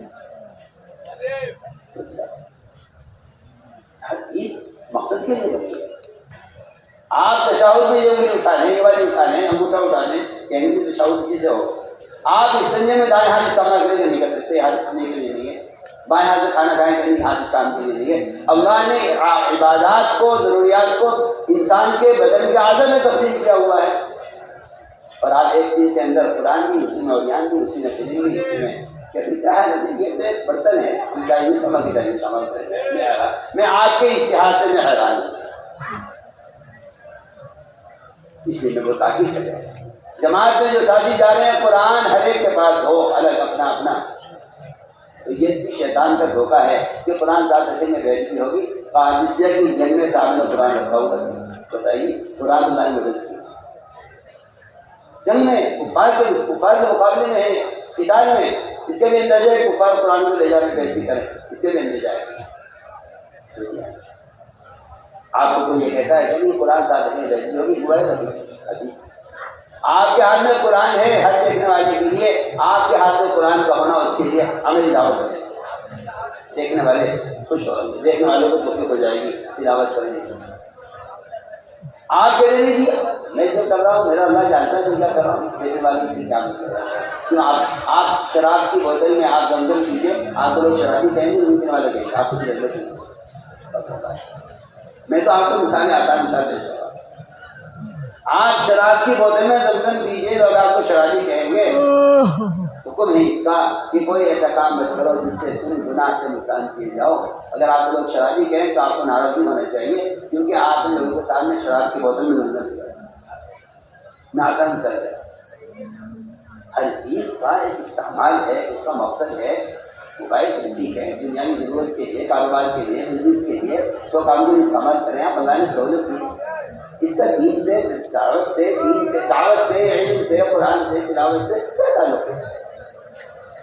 جو لوگ اجتماعات کی تصویریں شائع کرتے ہیں، خدائی کی قسم حرام کام کرتے ہیں. اس کو جاننے کے سخت عذاب کیا ہے. جن مجلسوں میں تصویر کشی ہوتی ہے وہاں فرشتے خدا کی قسم حاضر نہیں ہوتے. آپ کو چاہے تعلیم کر لیجیے آپ کی تعمیرات کا حدیث سے کیا تعلق کرتے ہیں؟ حدیث بات تو صاف ہے. سنیے امام غزالی فرماتے ہیں تعویلات کے زور کو ختم کر رہے ہیں. تعویل کر لو، تعویل کرنے سے ایک چیز کی ہو جائے.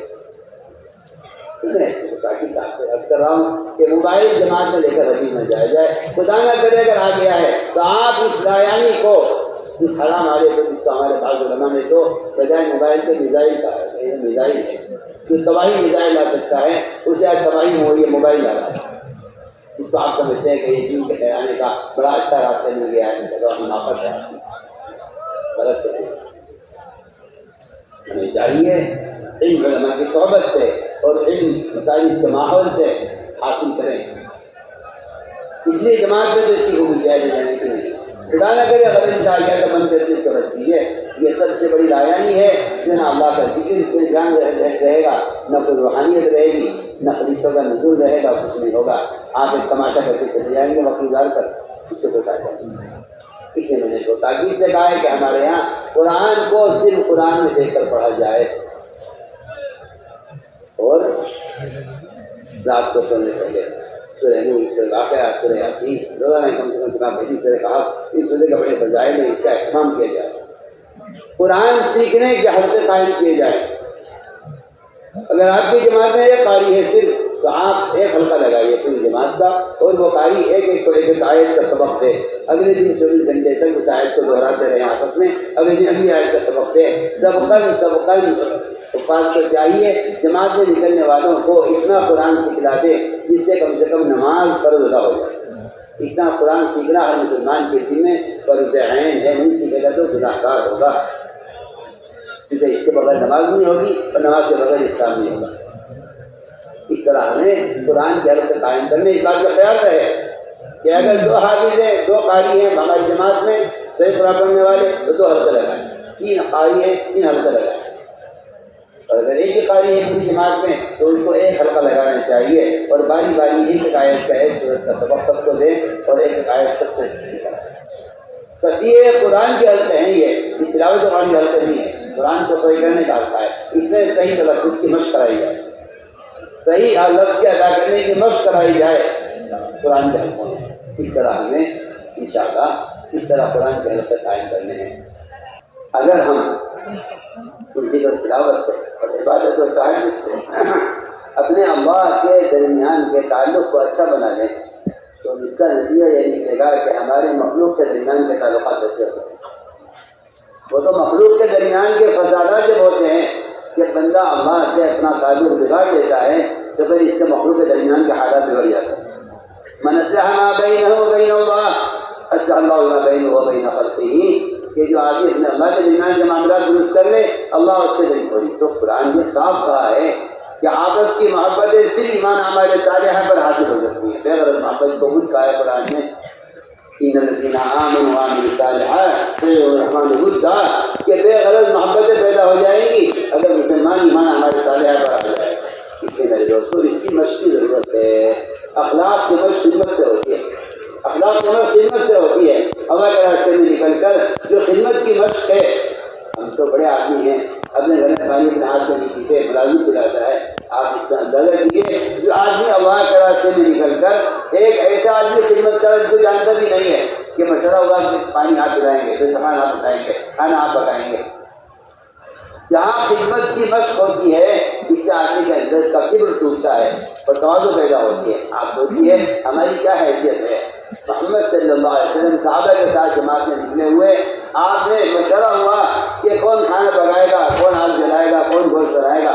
آپ نے فرمایا کہ جنگل سے لکڑی میں چن کر لاؤں گا تو میری آپ کی کیا حیثیت ہے؟ آپ سر خود تشریف لے گئے اور آگ جلانے کے لیے، ہاتھ پکانے کے لیے لکڑی آپ خود چن کر لائے اور لا کر لکڑی جمع کی۔ ایک جماعت واپس آئی، آپ نے کاغذانی سنی، صاحب نے کہا تھا آج اتنا کام کی شادی دیا کہ کسی نے نہیں کیا۔ میں شکتی کیا کیا کہ اللہ یہ ہر روز نماز پڑھتا رہتا تھا، ہر روز تلاوت کرتا رہتا تھا، ہر روز ذکر کرتا رہتا تھا، اور جیسے یہ سواری سے اترتا تھا فوراً مسلح پر ہو جاتا تھا اور نماز پڑھنی شروع کر دیا کرتا تھا۔ آپ نے پوچھا یہ بتلاؤ کہ اس کو کھانا کون دیتا ہے، اس کو پیاری کون کھلاتا ہے، اس کی سواری کو چارہ کون دے، اس کی سواری سے پجامہ کس نے کھولا تھا، اس کی سواری کی ضروریات کس نے پوری کی تھی؟ صحابہ نے کہا وہ سب ہم کیا کرتے تھے، یہ ذکر کیا کرتا تھا، تلاوت کیا کرتا تھا۔ فرمایا کہ تم سب اس سے بہتر ہو۔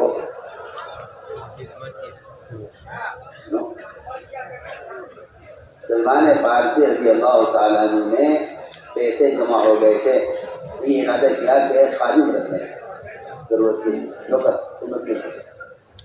ابو دردہ کو پتہ چل گیا کہ سلمان فارسی کا ارادہ خادم رکھنے کا ہے۔ میں لخت لکھا ابو دردہ نے سلمان فارسی کو کہ سلمان میں نے سنا ہے کہ تمہیں خادم خریدنے والے ہو۔ سلمان ایسا مت کرنا، کیونکہ اللہ نے فرماتے ہوئے سنا ہے کہ اللہ کا تعلق بندے سے، بندے کا تعلق اللہ سے اس وقت تک باقی رہتا ہے جب تک ایک دوسرے سے خدمت نہیں کرتے۔ اللہ کیا عجیب بات ہے۔ سلمان فارسی کو مجدہ نے اس کا پتہ تھا کہ میرا بھائی ہے اور مجھے اپنے بھائی کی خدمت کرنی چاہیے، سنا ہے کہ وہ غلام خرید رہا ہے اپنی خدمت کے لیے، پھر ایک آئے کہ سلمان ایسا مت کرنا، میں نے اللہ کے رحمت سے سنا ہے بندے کا تعلق اللہ سے، اللہ کا تعلق بندے سے اس وقت تک باقی رہتا ہے جیسے ایک دوسرے خدمت نہیں کرتے۔ ہمارا نظام یہ نہیں ہے کہ ایک آدمی کو آپ کے پاس میں آلو کھانا پکاتے رہے، کھلاتے رہے۔ ہم سارے کام منبر کے بیان سے لے کر خدا کی صفائی تک سارے کام سے مل کر کریں تاکہ ہمارے اندر خدمت سے تواضع پیدا ہو۔ اس طرح ہمیں اللہ کے راستے میں نکل کر اکرام کی مشق کرنی ہے۔ دسترخوان وسیع کرنا ہے۔ رضی اللہ عنہ شرافت انسانیت کے قابل سے کام یہ ہے کہ آپ اللہ کے راستے میں پیسے اور مال زیادہ لے کر نکلیں تاکہ دسترخوان وسیع کریں۔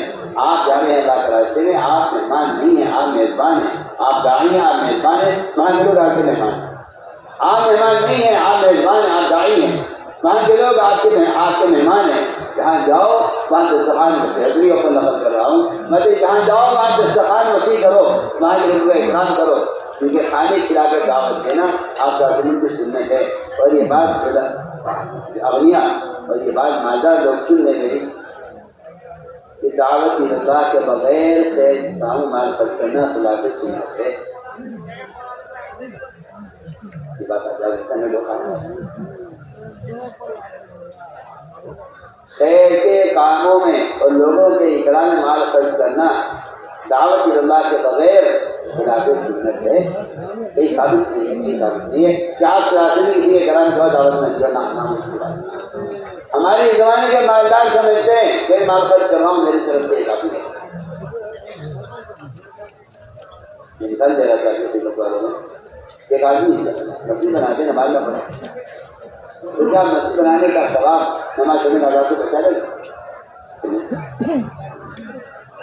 کفار نے بیت اللہ بنایا، اللہ نے فرما دیا ٹھیک ہے بیت اللہ بنایا تم نے، اس کی آباد پہلے کچھ کرتے ہو، لیکن اس کے برابر نہیں ہو سکتے تم کہ ایمان لائے اللہ پر اور دین کی محنت کر لائے تو اللہ کے برابر نہیں ہو سکتے۔ میں نے عرض کیا کہ ہم اللہ کے راستے میں نکل کر آج بھی خرچ کریں اور دعوت اکرام اس لیے ہے تاکہ لوگ سمجھیں اسلام میں سنت ہے اور اسلام میں تنگی نہیں ہے۔ لیکن یہ بات یاد رکھو اسلام مجبور کرنے کا مذہب نہیں ہے، کسی کو آپ مجبور کریں اسلام لانے پر، اسلام اس بات کا مذہب نہیں، اسلام زبردستی کا مذہب نہیں ہے۔ اسلام کو بات کا مذہب ہے، منشا بلی منشا بجیپور اس کا دل چاہے اسلام نہ لائے۔ اسلام میں اجبار اور زبردستی نہیں ہے، تو اسلام تلوار بھی پھیلا ہے۔ اسلام کوئی زبردستی کا مذہب نہیں ہے، اسلام کو اکرام سکھلاتا ہے، اخلاق سکھلاتا ہے۔ اس لیے ہمیں چاہیے کہ اللہ تعالیٰ سے نکل کر ہم فقیروں کی طرح سفر نہ کریں۔ جماعت ٹرین میں ابھی صاحب نے کہہ دیا آپ کیا چیزیں 10 آتی ہے 10 چاہیے اپنے بکریوں کی بات ہمیں موقع ملا ہے اس کا ہم اپنی ٹرینوں میں سفر میں اپنے بھائیوں کا اپنے وطن کا کوئی کسی مذہب کا آدمی ہے ہاں یہاں بیٹھے یہاں بیٹھے یہاں جگہ کیجیے یہاں کھائیے یہاں بیٹھیے اگر آپ یہ سوچ کر چل رہے ہیں کہ ہمیں مسلمانوں کے اکرام کرنا ہے تو آپ فرقہ بنا رہے ہیں امت نہیں بنا رہے اگر آپ کا خیال یہ ہے کہ ہمیں اکرام مسلمان کے اکرام کرے تو آپ اس ملک میں فرقہ بنا رہے ہیں آپ امت نہیں بنا رہے حضور اکرم صلی اللہ علیہ وسلم قاتلوں کے اکرام کرتے تھے جیل دینے والے کے اکرام کرتے تھے تلوار گلے میں لٹکا کر آنے والا شخص آپ کو پکڑ کے ارادے سے آ رہا ہے آپ اس کے اکرام کر رہے ہیں اس لیے ہم بہت تاکید سے اپنی باتوں سے کہتے ہیں کہ آپ کو خوب موقع مل رہا ہے سنت میں سننے کا سفروں میں ٹرینوں میں ہر ایک کے ساتھ اخلاق سے ہر ایک کے ساتھ محبت سے بیٹھو مدنی سفر کر دیتے ہیں ایک انگریز بیٹھا ہوا وہ اٹھ کے گیا بیت الخلا دیکھا بیت الخلا سارا بند ہوا پانی بھرا ہوا پخانا اس میں تیر رہا ہے پھیلا ہوا ہے وہ گیا چھانکا اس نے انگریز نے ناک بند کر کے آ گیا انگریز اور بیت الخلا گندا ٹرین کا دل سمجھ گئے کہ یہ بیت الخلا میں گیا تھا اور اس کو بیت الخلا گندا نظر آیا ہے اس کو اور کام سے اس پر گئے اپنی ضرورت کے لیے جا رہے ہیں اور اندر گئے دروازے اندر سے بند کیا بیت الخلا صاف کیا اس کو بلایا اس نے پھر پکڑ لیا ایسے لوگ ہماری جماعتوں میں عجیب بیماری پیدا ہوئی مسجد میں گیا ہو بھائی امام صاحب یہاں سب نہیں ہے لوگ سب میں جماعت آئیے اور دیکھیے لائٹ چل رہی ہے لائٹ جلائیے اور دیکھیے پانی نہیں ہے اس میں پانی بھریے ٹنکی ہے جماعت آئیے آپ کسی ہوٹل میں گئے آپ کسی ہوٹل میں گئے یہ کمیٹی کو کرے یا اللہ کو کرے میں کہتا ہوں ہمارے دین میں فرض اور لازم ہے کہ یہ مسجد میں جائیں مسجد کا پانی ہم بھریں مسجد کے خدائی ہم لے جائیں مسجد کا تعاون ہم کریں ہماری جماعتیں مسجدوں میں ٹھیک اس لیے باقی کہ بجائے وہاں کے عوام کو اور وہاں کی مسجد کے والوں کو تو بجائے ان کو ان کی مدد کرنے ان کو تعاون پہنچانے کے بجائے ان کا پانی جماعت ختم کر دیتے ہیں گھنٹے کے آگے پریشان ہوتے ہیں کہ پانی نہیں جماعت سے پانی ہوٹل میں سارا پانی ختم کر دیں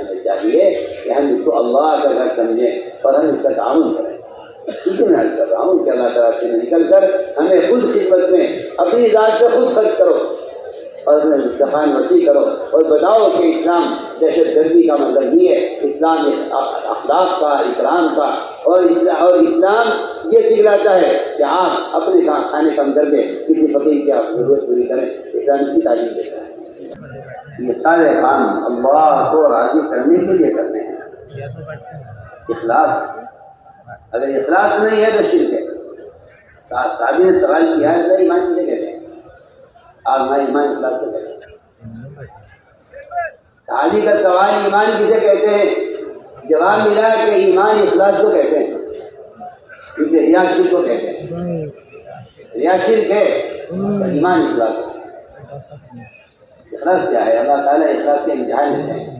آپ کسی کی مدد کیوں کر رہے ہیں میری قوم کا ہے میرے علاقے کا ہے میرا رشتہ دار ہے مجھے اس کا ساتھ دینا پڑے گا بہت امت میں اشتراک کی بڑی بنیادی وجہ یہ ہے کہ لوگ اپنے رشتہ دار اور متعلقین کی وجہ سے حق کا ساتھ چھوڑ دیتے ہیں یہ امت کے اشتراک کی ایک بنیادی وجہ یہ بھی ہے کہ وہ کہتے ہیں بات آپ کی بالکل ٹھیک ہے لیکن ہماری برادری اس کو نہیں مان رہی ہے ہمیں برادری کا ساتھ دینا ہے برادری کا ساتھ دینا بھی اخلاص کے خلاف ہے عثمان نے انصار کی برادری کی مدد کی میدان میں اتر کر جب آپ مسلمان اس کو عثمان جنتی ہے صحابہ نے کہا یہ تو جنتی معلوم ہوتا ہے اس نے ہماری مدد کی ہے میدان میں اتر کر احد میں صحابہ کو پتہ کرانے اور صحابہ کو بچانے کا کام عثمان نے کیا تھا اور اس عثمان کو وہاں سے اٹھا کر لے جایا گیا اس کے گھر پتہ تو ہو گئی اس کے کوشش پر لیکن اس کے زخم بڑھ گئے اور اس نے خودکشی کی اور اس نے اپنے آپ کو قتل کیا صحابہ تھوڑے آپ کے پاس آئے کہ اللہ کو تو واقعی جہنم میں نہیں نکلا. عثمان کو خوشخبری دی گئی، عثمان تم نے بڑا کمال کیا ہے اور تم نے آج بڑا جو ہے بڑا کارنامہ انجام دیا ہے، اور عثمان تمہیں خوشخبری ہو تمہارے کارنامے پر. عثمان نے کہا خوشخبری اس کو سناؤ جس نے اللہ کے لیے کیا ہو. میں نے تمہیں قوم کے لیے کیا ہے کہ آپ میرے قوم کے لوگ ہیں، قوم کا آدمی قوم میں مدد کیا ہی کرتا ہے. میں آپ سے بے تکلف بات کرتا ہوں کہ اس زمانے میں لوگ بہت سے لوگ ایسے ہیں جو جانتے ہیں کہ بات یہ صحیح کہی جا رہی ہے، حق کہی جا رہی ہے، مگر وہ یہ کہتے ہیں کہ ہم اپنے قوم کا ساتھ نہیں چھوڑ سکتے. ابو طالب اسلام کیوں نہیں لائے؟ ابو طالب اسلام کیوں نہیں لائے؟ بہت سے بادشاہ اسلام سے کیوں محروم رہے؟ میں کہتی ہوں اپنی قوم کا جواب دوں گا، میری قوم کا مسئلہ ہے. میں مانتا ہوں آپ نبی برحق ہیں، میں جانتا ہوں کہ آپ اللہ کے رسول ہیں، اور میں جانتا ہوں کہ آپ کی نبوت حق ہے، لیکن میں قوم کو نہیں چھوڑ سکتا. میں اپنی بادشاہ کے خلاف نہیں جا سکتا، اپنی پبلک کے خلاف نہیں جا سکتا. لہٰذا ایسے بادشاہ کفر پر مرے ہیں، وہ تعلیم کفر پر مرا ہے. صرف اس لیے کہ برادری کو کیا جواب دیں گے، قوم کا. آج بھی میں کہتا ہوں کہ مسلمان حق پر اس لیے مجتمع نہیں ہے کہ وہ برادری کی طرف مائل ہے، جبکہ میں کہنا چاہتا ہوں کہ یہ مادی اخلاق کے خلاف ہے. اس لیے چاہیے کہ ہم ہر کام کو اللہ کی رضا کے لیے کریں. حق بات دشمن کی طرف سے آئے تو قبول کر لینی چاہیے، اور غلط بات دوست کی طرف سے آئے درست کر دینی چاہیے. یعنی جو بات غلط ہے وہ غلط ہے، چاہے دوست کہتا ہو، جو بات صحیح ہے وہ صحیح ہے، چاہے دشمن کہتا ہو. اس لیے ہمیں اللہ سے روح اخلاص کو مانگنا بھی ہے. میرے دوستوں بزرگوں، ان صفات کا منظر پیدا کرنے کے لیے یہ نفرات کرتے ہیں.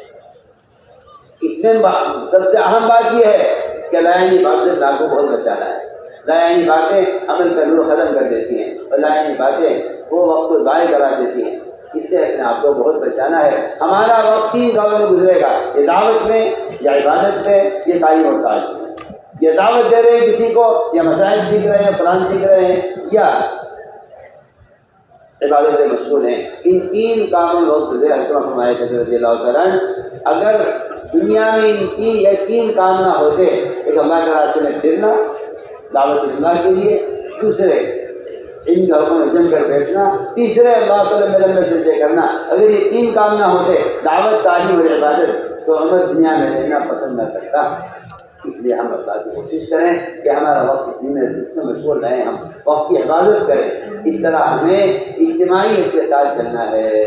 جہاں کا ہمارا رخ بنا ہے، ہماری جماعت پر ایک امیر لازم ہے اور امیر کی اطاعت واجب ہے. ہمیں چاہیے کہ امیر جب تک اللہ کے انکار کا حکم نہ کرے یا جماعت صدر کا حکم نہ کرے، ہم اس کی بات کو مانیں. جب تک اس کا کوئی حکم اللہ کے خلاف نہ ہو، ہماری ذمہ اس کی بات کا ماننا. ان چیزوں میں واجب ہے جو اللہ کے حکم کے مطابق ہیں، اس بات کو اللہ کے حکم کے خلاف کیا نہ اس کی اطاعت نہیں کرے. اس طرح ہمیں اپنے دل کی اطاعت کے ساتھ یہ بات خود ذہن میں رہے کہ ہم سفر ہو، ٹرین سے ہو، اول تو کوشش کرو پیدل چلنے کی. سب سے زیادہ اللہ کے غصے کو ٹھنڈا کرنے والا عمل اللہ کے راستے سے پیدل چلنا ہے. جب پیدل چلنے سے جہنم کی آگ حرام ہو سکتی ہے، تو بتائیے دنیا میں جو اللہ کے غصے کے مظاہر ہیں اور اس کے وہ غصے کے اللہ تعالیٰ کے غصے کی وجہ جو حالات دنیا میں ہیں، کیا یہ حالات درست نہیں ہوتے پیدل چلنے سے؟ جو جہنم کی آگ، جو اس کے عذاب کا سب سے بڑا مظہر ہے جہنم، جب وہ آگ حرام کر دی جاتی ہے اللہ کے راستے میں پیدل چلنے والوں کے لیے. تو اگر ہم کوشش کریں جہاں تک ہو سکے ہم پیدل چلیں، جہاں ہو سکے پیدل. ہاں کہیں لمبی مسافتیں ہیں، درمیان میں کوئی آبادی نہیں ہے تو وہاں سواری کا استعمال میں کوئی حرج نہیں ہے، لیکن بستی گاؤں ہم کوشش کریں پیدل جماعت میں چلیں. حدیث میں آتا ہے اللہ چلاتے ہیں جو غبار اٹھتا ہے، یہ غبار جنت کو حسن کو بڑھانے کے لیے بطور فوٹو بھی استعمال کیا جائے گا. جہاں تک فضیلت ہے، جس ناک کے اندر اللہ کے راستے میں پیدل چلا غبار داخل ہو گیا، اس میں جہنم کا دھواں بھی قریب نہیں آئے گا. اس کے آگ کی بات نہیں ہو رہی، دھویں کی بات ہو رہی ہے روایت میں کہ جہنم کا دھواں نہیں پہنچے گا اس ناک میں، جس ناک میں اللہ کے راستے میں غبار داخل ہو جائے. اس طرح ہمیں پیدل چلنے کی کوشش کرنی ہے. ہم سواری جا رہے ہیں ٹرین میں، میری بات یاد رکھنا ضروری ہے، ٹرین میں تعلیم کا حلقہ نہیں ہوگا. ٹرین میں تعلیم کا حلقہ نہیں. ہماری جماعتیں مسافروں کو پریشان کرتی ہیں، یہ سب سے بڑی مصیبت ہے. اس سے آپ کی ساری محنت اور کوشش لگا سے مردود ہو جائے گی، کیونکہ آپ مسافروں کو تنگ کرتے ہیں. حدیث میں آتا ہے جو مسافروں کے لیے جگہ تنگ کرے گا یا راستے کو بند کرے گا، اس کا جہاد اللہ کیا قبول نہیں کیا جائے گا. حدیث ہے. محدثین نے 3 अहादीस का इंतखाब किया है, एक हुकूकुल्लाह में, एक हुकूकुल इबाद में और एक दीन की मेहनत में। 3 हदीसों का इंतखाब किया है सारी अहादीस के ज़ख़ीरे से। हुकूकुल्लाह ने ये फरमाया कि जो असर की नमाज जादू कदा करते उसकी ज़िंदगी के सारे अमाल बर्बाद हो जाते हैं। हुकूकुल इबाद ने ये फरमाया हदीस में कि जो आदमी किसी पाकजान औरत पर तहमत लगा दे उसके पीछे अमाल 100 साल के बर्बाद हो जाते हैं। और तीसरी हदीस यह है कि आदमी अल्लाह के रास्ते में निकलकर जगह तंग करे या लोगों के रास्ते को बंद करे, उसका जिहाद अल्लाह के कबूल नहीं होता, उसका जिहाद बर्बाद हो जाता है। तो हमारी जमातें गलती ये करती हैं कि हमारी जमात है ऐसा आप सीट छोड़ दीजिए वहाँ मिल जाएगी, हमारे साथ में है वो यहाँ आ जाएगा, ठीक है, हमें तालीम करनी है, कुरान का हल्का लगाना है, हमें नमाज पढ़नी है। मैं कहता हूँ बिल्कुल नाजायज़ काम है, नाजायज़ काम है। आप किसी का हक छीन रहे हैं, आप नाजायज़ काम कर रहे हैं, कुछ तबदील नहीं है। मेरी बात नोट कर लीजिए, मैं कुछ कह रहा हूँ। हमारी जमात है या गलती सब करते हैं, पुराने हो या नए, उसका हक है, किसी है। आपको किसने कहा तालीम का ट्रेनिंग करने के लिए? किसने बताया? कोई ज़रूरत नहीं है तालीम का ट्रेनिंग करने की। आपको चाहिए जो आपको बैठा हुआ है आप उसका इकराम करें, आपको मुसलमान भाई आप उससे नमाज सिखलाएं, अल्लाह सिखलाएं, कुरान सिखलाएं, आपस में बैठ कर मुज़ाकरा करें। दो आदमी आपस में, कोई कहता हूँ आप अकेले बैठे अल्लाह के जिक्र करें, तो ज़ाहिर किताब आपके पास है, मतलब आदमी आपके साथ है, आप किताब पढ़े बैठे बैठे एक आदमी बैठा है, एक पढ़े एक सुन ले हो जाएगा तालीम का। लेकिन मुसाफिरों को तंग करना है कहकर कि हम सब साथ रहेंगे, जिसकी जहाँ सीट है ट्रेन में वो वहीं रहेगा। आप मुसाफिरों से ट्रेन में सीटें ना बदलें और मुसाफिरों को परेशान न करें, बहुत बुरी बात है। नमाजों के औकात नमाज वक्त पर पढ़ें, ट्रेन के लंबे वक्त ये रुकती हो तो बेहतर है कि नीचे उतर पड़े, वरना अगर ट्रेन ज़्यादा नहीं ठहरती है तो फिर आप चाहिए कि ट्रेन में नमाज इस तरह पढ़े कि रास्ते ना लोगों के रास्ते न रुके, जो जगह कुशादा होती है दरवाजे के करीब या ऐसी जगह नमाज पढ़े, सामने सुथरा रखें ताकि गुजरने वालों को दुश्वारी ना हो। किसी को रोक देना भाई छह भी नमाज हो रही है, नहीं, बिल्कुल इसकी इजाज़त नहीं है। आप नमाज के बावजूद गुनाहगार होंगे, इसलिए आप नमाज इस तरह पढ़ेंगे लोगों से लगी पड़ेगी। इस तरह हमें अपनी नमाजों का एहतमाम करना है। सुन्नतें नवाफिल लोग कहते हैं माफ़ है, सफर में माफ़ है, ये ताजुब होता है, ये आपको किसने बताया? हम जमात में निकल रहे हैं नवाफिल की सुन्नतों की बच के लिए, और कोई शादी कहते करने की सुन्नत माफ़ है सफर में, अच्छी बात करते। आप सीट पर बैठे बैठे नवाफिल पढ़िए। क़याम नमाज में सिर्फ फराइज़ में ज़रूरी है कि आप खड़े होकर आप नमाज पढ़ें, सिर्फ फराइज़ तो बाजी ठीक होता, बाकी सुन्नतें बेहतर पढ़ सकते हैं। उसमें आपको अपने रुकने की ज़रूरत नहीं है, आपकी ट्रेन जिस तरह जाए जिस तरह जाए तो जाए, नवाफिल में इत्तिजाए किबला भी ज़रूरी नहीं है। लेकिन आजकल कुछ ऐसे जाहिल किस्म के लोग, जमात गई एक मस्जिद में, हमेशा पता नहीं बेचारे कौन होंगे कि भाई छोड़ो सुन्नतें, हम तो मुसाफिर हैं, किसने कहा? जमात चली हुई मस्जिद में, मेरे फर्ज पढ़ लो, तो मुसाफिर हैं।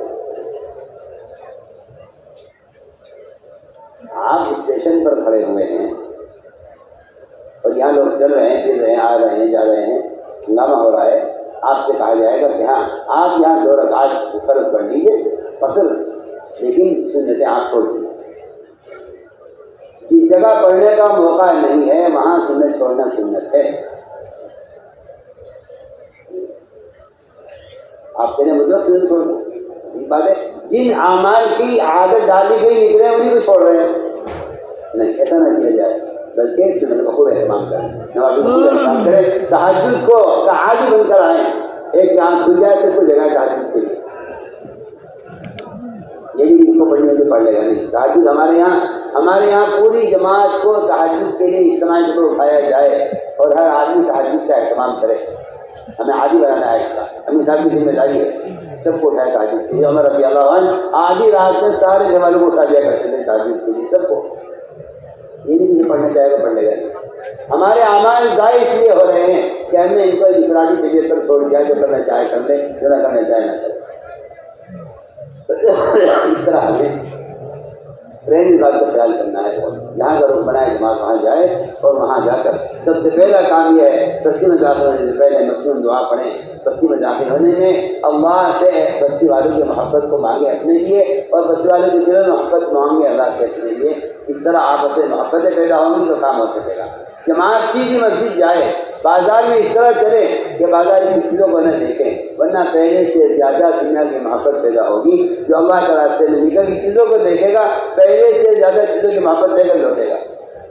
اس طرح نظر کو بچاتے ہوئے ہمیں اپنی مسجد میں سب سے پہلے داخل ہونا ہے۔ ہمارا قیام مسجدوں میں ہوگا، میں عرض کر چکا ہوں کہ مسجدوں کا خیال رکھیں، سامان ایک طرف طریقے سے لگائیں، مقامی آدمی کو ساتھ لے کر مشورہ کریں، اس کے بغیر مشورے سے فائدہ نہیں۔ مقامی ساتھیوں کو مشورے میں لے کر نظام بنائیں۔ اگر یہ مقامی ساتھی کوئی نہیں ہے آپ یہ کریں کہ آپ اپنے کھانے کا انتظام کر لیں، کھانا چولہا جلا لیں اور پھر یہاں سے فارغ ہو جائیں، اور وقت مخلوق وقت نہیں ہے تو دو رکعت شہری مسجد پڑھ لیں اور سنتیں پڑھیں، نفلیں پڑھیں، تلاوت کریں، ذکر کریں۔ امام صاحب ہو یا مؤذن صاحب ہو، جب نماز کا وقت آئے گا تو اسی نماز کا محلے کے لوگ آئیں گے، محلے کے لوگوں سے ملاقات کریں، بھائی آپ کو کون سے چار لگایا ہوا ہے، کون سی لگایا ہوا ہے، کون کون سا وقت لگائے ہوئے ہیں، ایسے ساتھی جو وقت لگائے ہوئے ہیں آپ اس محلے میں ان کو ساتھ لے کر مشورہ کریں۔ میں سب سے کہتا ہوں مقامی کام ہو یا بیرون کی جمع حرکت ہو، یا جماعت نکلی اللہ کے راستے میں مسجد کے تمام مصلیوں کو لے کر مشورہ کیا جائے۔ آپ روزانہ کا مشورہ کسی مسجد کا جو کریں، تبلیغی جماعت سے مشورہ مت کریں، آپ سارے مسلموں سے مشورہ کریں، یہ بہت ضروری بات ہے۔ مسجد کے جتنے نمازی ہیں آپ کے محلے کے سارے مشورے والے ہیں، نماز کے بعد اعلان ہو جایا کرے، تعلیم ہوگی، تعلیم والے نے مشورہ کرنا ہے، آپ سے اہم مشورہ ہے، سب اللہ کے شکر سے مشورہ ہے۔ مشورہ ہر مسلمان سے ہے، مشورہ صرف تبلیغی جماعت کا مشورہ نہیں ہے، مسجد جماعت کا مشورہ نہیں ہے، بلکہ ساری معاملوں کا مشورہ ہے، سب سے مشورہ کرنا ہے۔ اس طرح ہمیں مقامی لوگوں کو ساتھ لے کر ان سے مشورہ کرنا ہے، یہاں لوگ کو پانی ملتے ہیں اور یہاں کیا جائے۔ بھومی گشت یہ بھی ہڈی کی طرح ہے، سارے کام درست ہو جائیں گے اور ان کا صحیح ہو رہا ہے۔ میں شروع میں کہہ چکا ہوں کہ گشت کا مقصد ہے مسلمان کو مسجد میں لانا۔ اس میں عمومی گشت بازاروں میں، دکانوں میں، گھروں پر، گلیوں میں، شراب کے اڈوں پر، جہاں لوگ تاش کھیل رہے ہیں، بیٹھے ہوئے ہیں، جو جہاں جس ماحول میں ہے وہاں سے اس کو اٹھانا عمومی گشت سب سے اہم ہے۔ وہاں خواص ہیں، علماء ہیں، ابنیاں ہیں، ان سے ملاقات کی جائے، ان سے درخواست کی جائے۔ جماعت رہی اگر آپ فرمانے کی عادت جماعت کو آج کے آنے کو قوت ہو جائے گی۔ اس طرح ہمیں خواص سے ہی ملاقاتیں کرنی ہیں۔ اصولی گشت جنہیں تیار کر لیا ان کو اصول کر کے لانا ہے، اور اسی طرح ہمیں تعلیم گشت کرنا ہے۔ مسجد میں تعلیم ہو رہی ہے، باہر گشت کر کر کے لوگوں کو ملاقاتیں کر کر کے 20-20 منٹ کے لیے آدھے گھنٹے کے لیے جماعت بن کر جائیں اور 2-3 ساتھی جائیں اور لوگوں کو تعلیم گھنٹے میں لے کر آئیں، یہ آ جائیں چل جائیں۔ اس طرح مسجد میں تعلیم چلتی رہے اور باہر کی ملاقاتوں کے لیے لوگوں کو مسجد کے ماحول میں تعلیم میں لایا جاتا رہے، یہ تعلیمی گشت ہوگا۔ اس طرح ہمارے گشت ہو گئے عمومی گشت، خصوصی گشت، تعلیمی گشت، اصولی کا گشت۔ اس طرح ہمیں لوگوں کو وہاں سے جماعتیں بنا کر اللہ کے راستے میں نکالنے کی کوشش کرنی ہے۔ میرے دوستوں عزیزوں، یہ ہے ہر جگہ جا کر اور جم کر کام کریں۔ مسجدوں میں ساتھی جم کر کام کریں، دو دن یہاں رہتے، 2 دن وہاں، 3 دن وہاں، 1 دن وہاں، 1 دن وہاں۔ ہمارے ایسا فرماتے تھے ایک جگہ کام پورا ہونے کے بعد آگے بڑھ جانا یہ شیطان کی کوشش ہے۔ شیطان نہیں چاہتا کہ کہیں بھی عمل کا ماحول قائم ہو، اس لیے ہر مسجد میں جم کر کام کریں۔ اور میں شروع میں کہہ چکا ہوں کہ اگر آپ مسجد میں رہ کر مسجد کا پانی آپ بھر رہے ہیں، صفحے آپ صاف کر رہے ہیں، مسجد میں جھاڑو آپ لگا رہے ہیں۔ عمر رضی اللہ عنہ خلافت کے زمانے میں قباء کی مسجد میں جھاڑو خود لگایا کرتے تھے۔ ہم سمجھتے ہیں کمیٹی کا کام ہے، ہمیں چاہیے مسجد کو خود صاف رکھے۔ میں مسجد والے کہیں آپ کی جماعت اور ٹھہرے گی ہمارے یہاں بڑی ضرورت ہے۔ میں کہتا ہوں باوجود ضرورت کے مسجد کے لوگ جماعت کے لیے ہم آپ کے ساتھ ڈالتے ہیں اور چلے جائیے، اس لیے کہ آپ نے مسجد کے انتظام کو بھی، مسجد کے فرش کو بھی، مسجد کے پانی کو بھی آپ نے نقصان پہنچایا ہے، اس لیے آپ مسجد میں ٹھہر نہیں سکتے۔ میں سمجھتا ہوں شاید کوئی ایسی بے ادبی جماعتوں سے ہوتی ہوگی کہ اللہ تعالیٰ کہ ہمارے گھر سے نکل جاؤ۔ آپ اس کی بڑی کوشش کریں کہ ہر مسجد میں مسجد کا تعاون کریں اور مسجد کے ساتھیوں کو ساتھ لے کر وہاں مقامی طور پر ہر جگہ سے نقل جماعتیں نکالیں۔ جو لوگ 3 مرتبہ 4 ماہ لگائے ہوئے ہیں ایسے لوگوں سے ملاقاتیں کر کے ان کی بیرون کی تشکیلیں نقل کریں۔ جو تیار ہو جائیں ان کی نام لکھ کر جماعت بندی کر کے انہیں وہاں کے ذمہ داری کے حوالے کریں کہ یہ 1000 دیروں کے لیے تیار ہو. ہمیں 4 مہینے سے کم کی بات نہیں کرنی ہے. قلے کی بات کسی کی زبان پر نہ آئے. ہر ایک آدمی 4 مہینے کی رقم تشریف کرے. ہر آدمی کے ڈاکٹر ہو، انجینئر ہو، پروفیسر ہو، بہت بڑے غنی ہو، بہت بڑے فیکٹری کے مالک ہوں، آپ 4 مہینے سے کم کی بات کہیں نہیں کریں گے. یہ میں ساری دنیا سے کہہ رہا ہوں، ساری دنیا سے. اس سے کم کی بات کرنا اپنے کام کی اہمیت کو ختم کرنا ہے اور ان کی صلاحیتوں کو دنیا کے حوالے کرنا ہے. آپ 4 مہینے کی جب تک آوت اس طرح میں ہر جگہ سے نفر جماعتیں نکالنی ہیں، ہر جگہ کے سے ملاقات کر کے وہاں مقامی کام قائم کرنا ہے. بہت ضروری بات میں کر رہا ہوں. ہر گھر کے 5 اعمال ہماری جماعتیں خود قائم کریں. وہاں کے مردوں کو ساتھ میں ان کو سمجھائیں. ابھی اس اگلی کاروباری میں کہ آج کے گھر میں تعلیم ہونی شروع ہو گئی ہے، قرآن کا وقت شروع ہو گیا ہے، آج کے گھر میں سماج کا مذاکرہ شروع ہو گیا ہے، آپ کے گھر میں مسئلہ کی تشکیل کا عمل شروع ہو گیا ہے، آپ کے گھر میں روزانہ مشورہ ہونے لگا ہے. روزانہ جن لوگوں کو آپ نے کام سمجھایا ہے ان سے ان کے گھر کے احوال بھی معلوم کریں. یہ مقامی کام جمانا نکلنے والی جماعتوں کے ذمہ ہے. مقامی کام نکلنے والوں کی جماعتوں کے ذمہ ہے. جو جماعتیں اللہ کے راستے میں نکل رہی ہیں وہ جہاں جائے وہاں کے ساتھیوں کو ساتھ رہ کر انہیں مسجد کی آبادی کا عمل کر کے دکھائیں کہ 24 گھنٹے مسجد سے آباد رہتی ہے. آدھے ساتھی آپ کی جماعت کے، آدھے ساتھی مقامی مسجد سے باہر محنت کریں. آدھی جماعت آپ کی، آدھی جماعت مقامی لوگوں کی، وہ مسجد میں رہ کر عمل کریں. اس طرح ہمیں ہر جگہ کے ساتھیوں کو ساتھ رہ کر انہیں مسجد کی آبادی کا عمل کر کے دکھانا ہے. میری بات یاد رکھیے گا، مسجد کی آبادی 2.5 گھنٹے کی جو محنت ہوتی ہے یہ 2 الفاظ ہیں. مسجد میں اعمال دعوت قائم کرتے ہوئے ہر مسلمان کو کوشش کر کے عمل میں جوڑنا یہ مسجد کی آبادی کی محنت ہے. میں شروع سے عرض کر رہا ہوں اس طرح ہمیں انشاءاللہ ہر جگہ مسجد کی آبادی کی محنت اور عمل جو قائم کریں گے انشاءاللہ. اسی طرح اللہ تعالیٰ آپ حضرات کی اجتماع کو قبول فرمائے. ہم سب سے پہلے یہاں کی انتظامیہ کا شکریہ ادا کرتے ہیں.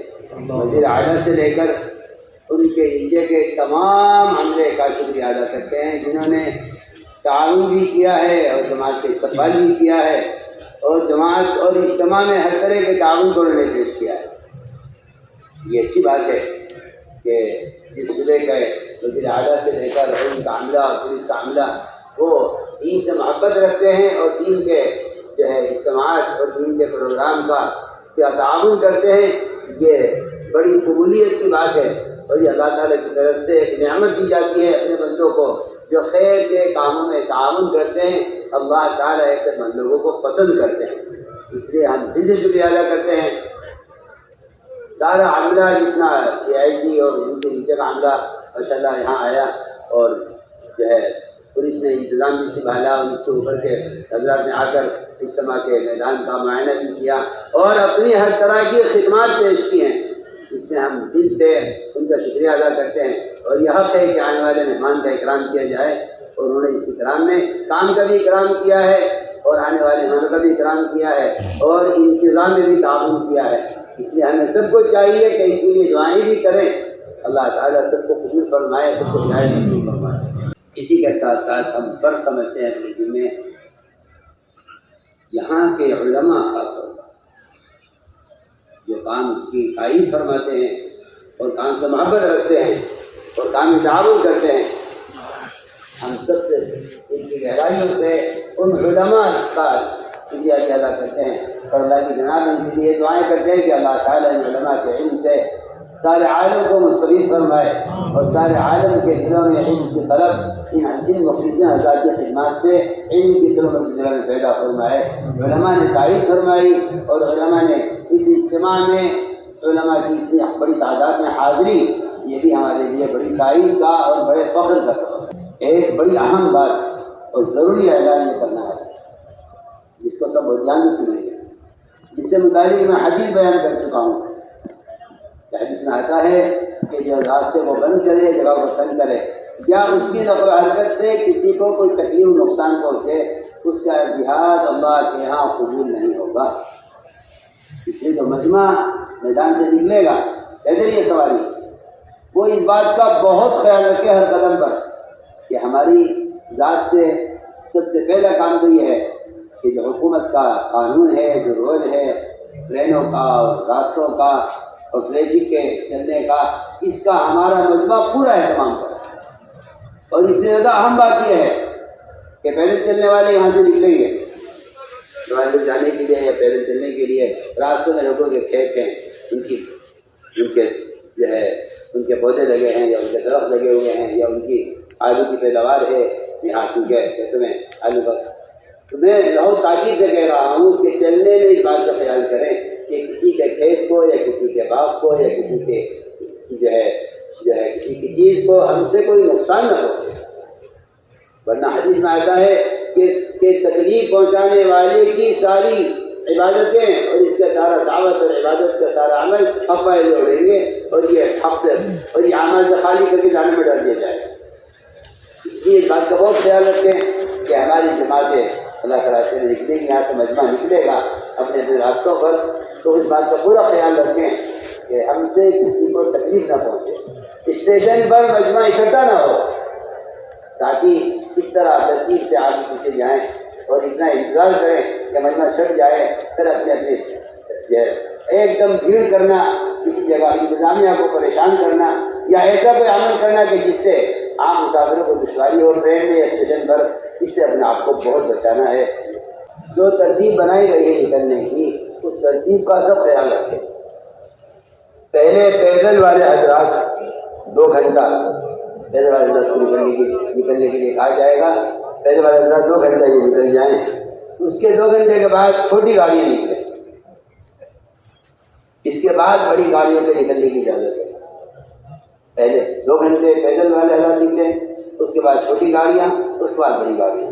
ہم اس بات کا یہ تو میں پہلے عرض کیا ہے میں نے کہ جس طرح انتظامیہ نے ہمارا تعاون کیا ہے، ہمیں بھی چاہیے کہ ہم ٹریفک کا، پولیس کا، انتظامیہ کا ہم بھی تعاون کریں، اس چیز کا بہت خیال رکھیں۔ اب دعا کا وقت آ گیا ہے، کوئی عذر نہ ہو تو ایسے بیٹھے جائے تحیات بیٹھتے ہیں تو چاول بیٹھتے ہیں۔